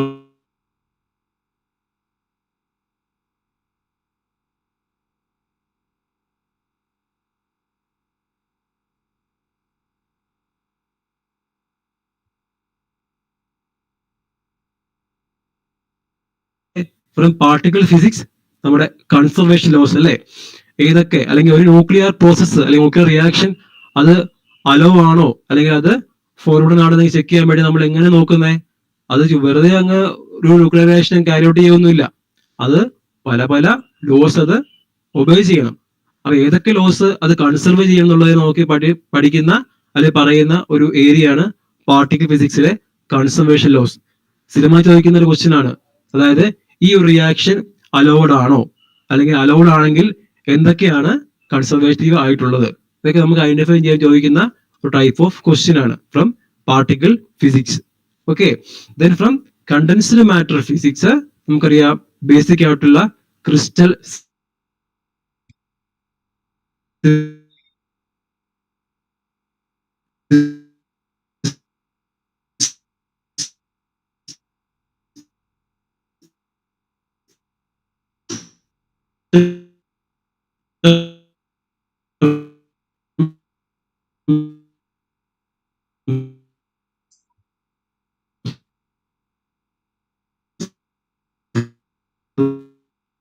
പ്രോപ്പർട്ടീസ് അല്ലെങ്കിൽ അതിന്റെ lattice parameter, then superconductivity ഒക്കെ വളരെ പ്രോമിസിംഗ് ആയിട്ടുള്ള ഒരു ഏരിയ ആണ് from condensed matter or solid state ഫിസിക്സിനകത്തെ.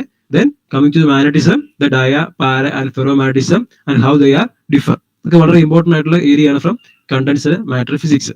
ദെൻ ഇലക്ട്രോണിക്സ് നമുക്കറിയാം, നമുക്ക് എല്ലാവർക്കും പൊതുവെ ഒരു പാടുള്ള ഒരു സബ്ജക്റ്റ് ആണ് ഇലക്ട്രോണിക്സ് എന്ന് പറയുന്നത്. അപ്പൊ ഇലക്ട്രോണിക്സ് നമുക്ക് പ്രോബ്ലംസ് ഒക്കെ നമുക്ക് പെട്ടെന്ന് ചെയ്യാൻ ഡിഫിക്കൽട്ട് ആണെങ്കിൽ പോലും നമുക്ക് ഈസി ആയിട്ട് സ്കോർ ചെയ്യാൻ പറ്റിയ രണ്ട് ഏരിയസ് ആണ്.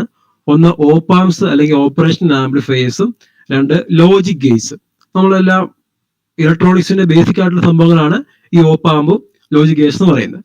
അപ്പൊ അവയുമായിട്ട് ബന്ധപ്പെട്ട പ്രോബ്ലംസ് നിങ്ങൾ ചെക്ക് ചെയ്ത് നോക്കുക.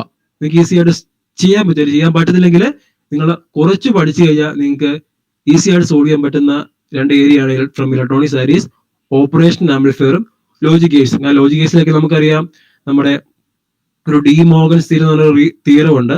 ആ തിയറം നിങ്ങൾ പഠിച്ചു കഴിഞ്ഞാൽ നിങ്ങൾക്ക് ആ ലോജിക് ഗേറ്റ്സുമായിട്ട് ബന്ധപ്പെട്ട അതിന്റെ ബോഡിയുടെ എക്സ്പ്രഷൻ നിങ്ങൾക്ക് സോൾവ് ചെയ്ത് വളരെ സിംപ്ലിഫൈ ആയിട്ടുള്ള ഒരു എക്സ്പ്രഷൻ.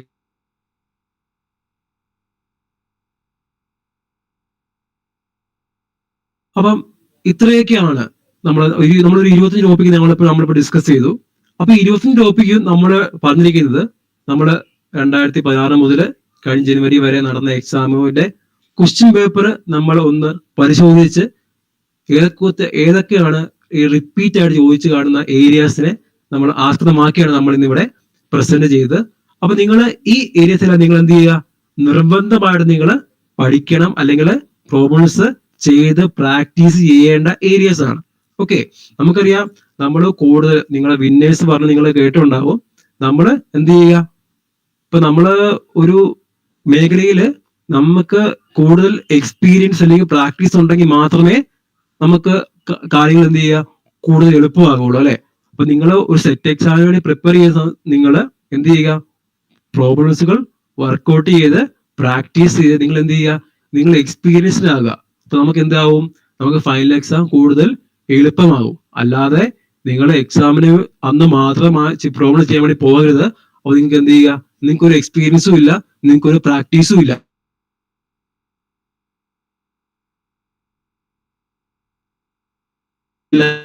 നമുക്ക് എക്സാം വരിക. അപ്പൊ ഈ ഇന്ന് മുതൽ നിങ്ങൾ അല്ലെങ്കിൽ നാളെ മുതൽ അന്നും വരെയുള്ള സമയങ്ങൾ നിങ്ങൾ എന്ത് ചെയ്യുക, പഠിക്കുക, നന്നായിട്ട് പഠിക്കുക, നന്നായിട്ട്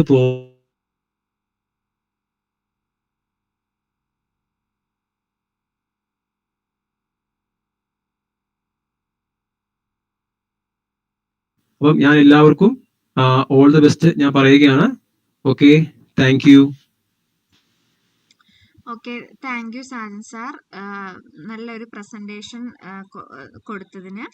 അപ്പോൾ എല്ലാവരും സാറ് പറഞ്ഞത് കേട്ടിട്ടുണ്ടായിരിക്കും, എങ്ങനെയാണ് ഫിസിക്സിൻ്റെ പേപ്പർ പ്രിപ്പയർ ചെയ്യേണ്ടത്, ഏതൊക്കെയാണ് ഇമ്പോർട്ടൻ്റ് ഏരിയാസ് എന്നുള്ളതൊക്കെ നിങ്ങൾക്ക് മനസ്സിലായി. പിന്നെ നിങ്ങൾ അതേപോലെ പ്രിപ്പറേഷൻസ് കൊണ്ടുപോവുക കേട്ടോ. അപ്പോൾ നമ്മൾ ഓൾറെഡി ഇപ്പം തന്നെ ലേറ്റായി, അതുകൊണ്ട് ഞാൻ അധികം ദീർഘിപ്പിക്കുന്നില്ല. അപ്പം നമുക്ക് നമ്മുടെ സെഷൻ വൈൻഡപ്പ് ചെയ്യാം. നിങ്ങൾ ഒറ്റ കാര്യം ശ്രദ്ധിച്ചാൽ മതി, നമ്മളിപ്പോൾ നിങ്ങൾക്ക് നല്ല ക്ലാസ്സുകളും കാര്യങ്ങളും നിങ്ങൾക്ക് 100% വിശ്വസിച്ച് ടോസ് അക്കാഡമിയിൽ ജോയിൻ ചെയ്യാം. നമ്മൾ 100% അല്ലെ 110% ഇഫോർട്ട് ഇട്ടിട്ടാണ് നിങ്ങൾക്ക് ഒരു ഇൻപുട്ട് തരുന്നത്. പക്ഷെ അതുകൊണ്ട് മാത്രമല്ല, ഇവിടെ ഒരു ബാച്ചിൽ 100 പേര് ജോയിൻ ചെയ്ത് കഴിഞ്ഞാൽ 100 പേരും ഈ നമ്മുടെ പഠിപ്പിക്കുന്ന കാര്യങ്ങൾ മാത്രം പഠിച്ചിട്ട് ഒരു കുട്ടി പാസ്സാവുന്നുണ്ടെങ്കിൽ തീർച്ചയായിട്ടും ആ 100 പേർക്കും പാസ്സാവാം അല്ലെ. പക്ഷെ ഒരിക്കലും ഏത് ഇൻസ്റ്റിറ്റ്യൂട്ടിലെയും കോച്ചിങ്ങിന് പോയി കഴിഞ്ഞാൽ ആ 100 പേരും പാസ്സാവുന്നില്ല അല്ലെ. ആ 100 പേരും പാസ്സാവുന്നില്ല. അതിന്റെ റീസൺ എന്താണ്? നമ്മുടെ ഇഫോർട്ടും കൂടെ വളരെ ഇമ്പോർട്ടൻ്റ് ആണ്. നമ്മൾ ഓരോരുത്തരും പേഴ്സണലി എടുക്കുന്ന ഇഫോർട്ടും വളരെ ഇമ്പോർട്ടൻ്റ് ആണ് കേട്ടോ. അപ്പൊ അത് നിങ്ങൾ മനസ്സിലാക്കുക. ആരൊക്കെ എന്തൊക്കെ നിങ്ങളുടെ മുമ്പിൽ പ്രൊവൈഡ് ചെയ്ത് തന്നാലും നമ്മൾ ഇഫോർട്ട് എത്രത്തോളം അതിലിടുന്നു, നമ്മൾ എത്രത്തോളം ഡെഡിക്കേറ്റഡ് ആയിട്ട് ആ ഒരു പ്രോസസ്സ് കണ്ടിന്യൂ ചെയ്യുന്നു എന്നുള്ളത് വളരെ ഇമ്പോർട്ടൻ്റ് ആണ്. അപ്പം നിങ്ങൾ നിങ്ങളെ തന്നെ വിശ്വസിക്കുക. നിങ്ങൾക്ക് വേണ്ട ലൈഫിൽ വേണ്ട എന്തൊക്കെ കാര്യങ്ങളാണോ അതിലൊക്കെ നിങ്ങളെ വിശ്വസിച്ച് നിങ്ങൾ ഇൻപുട്ട് ഇടുക. തീർച്ചയായിട്ടും എല്ലാവർക്കും നിങ്ങളുടെ ആഗ്രഹം അനുസരിച്ചിട്ടുള്ള ജോലി മേഖലയാണെങ്കിലും മറ്റ് എന്തെങ്കിലും അച്ചീവ്മെന്റ്സ് ആണെങ്കിലും നിങ്ങൾക്ക് എല്ലാവർക്കും നേടാൻ സാധിക്കട്ടെ എന്ന് ആശംസിച്ചുകൊണ്ട് നമ്മൾ വൈൻഡപ്പ് ചെയ്യാണ് കേട്ടോ. അപ്പൊ എല്ലാവർക്കും good night, all the very best. Thank you. Thank you, Mr.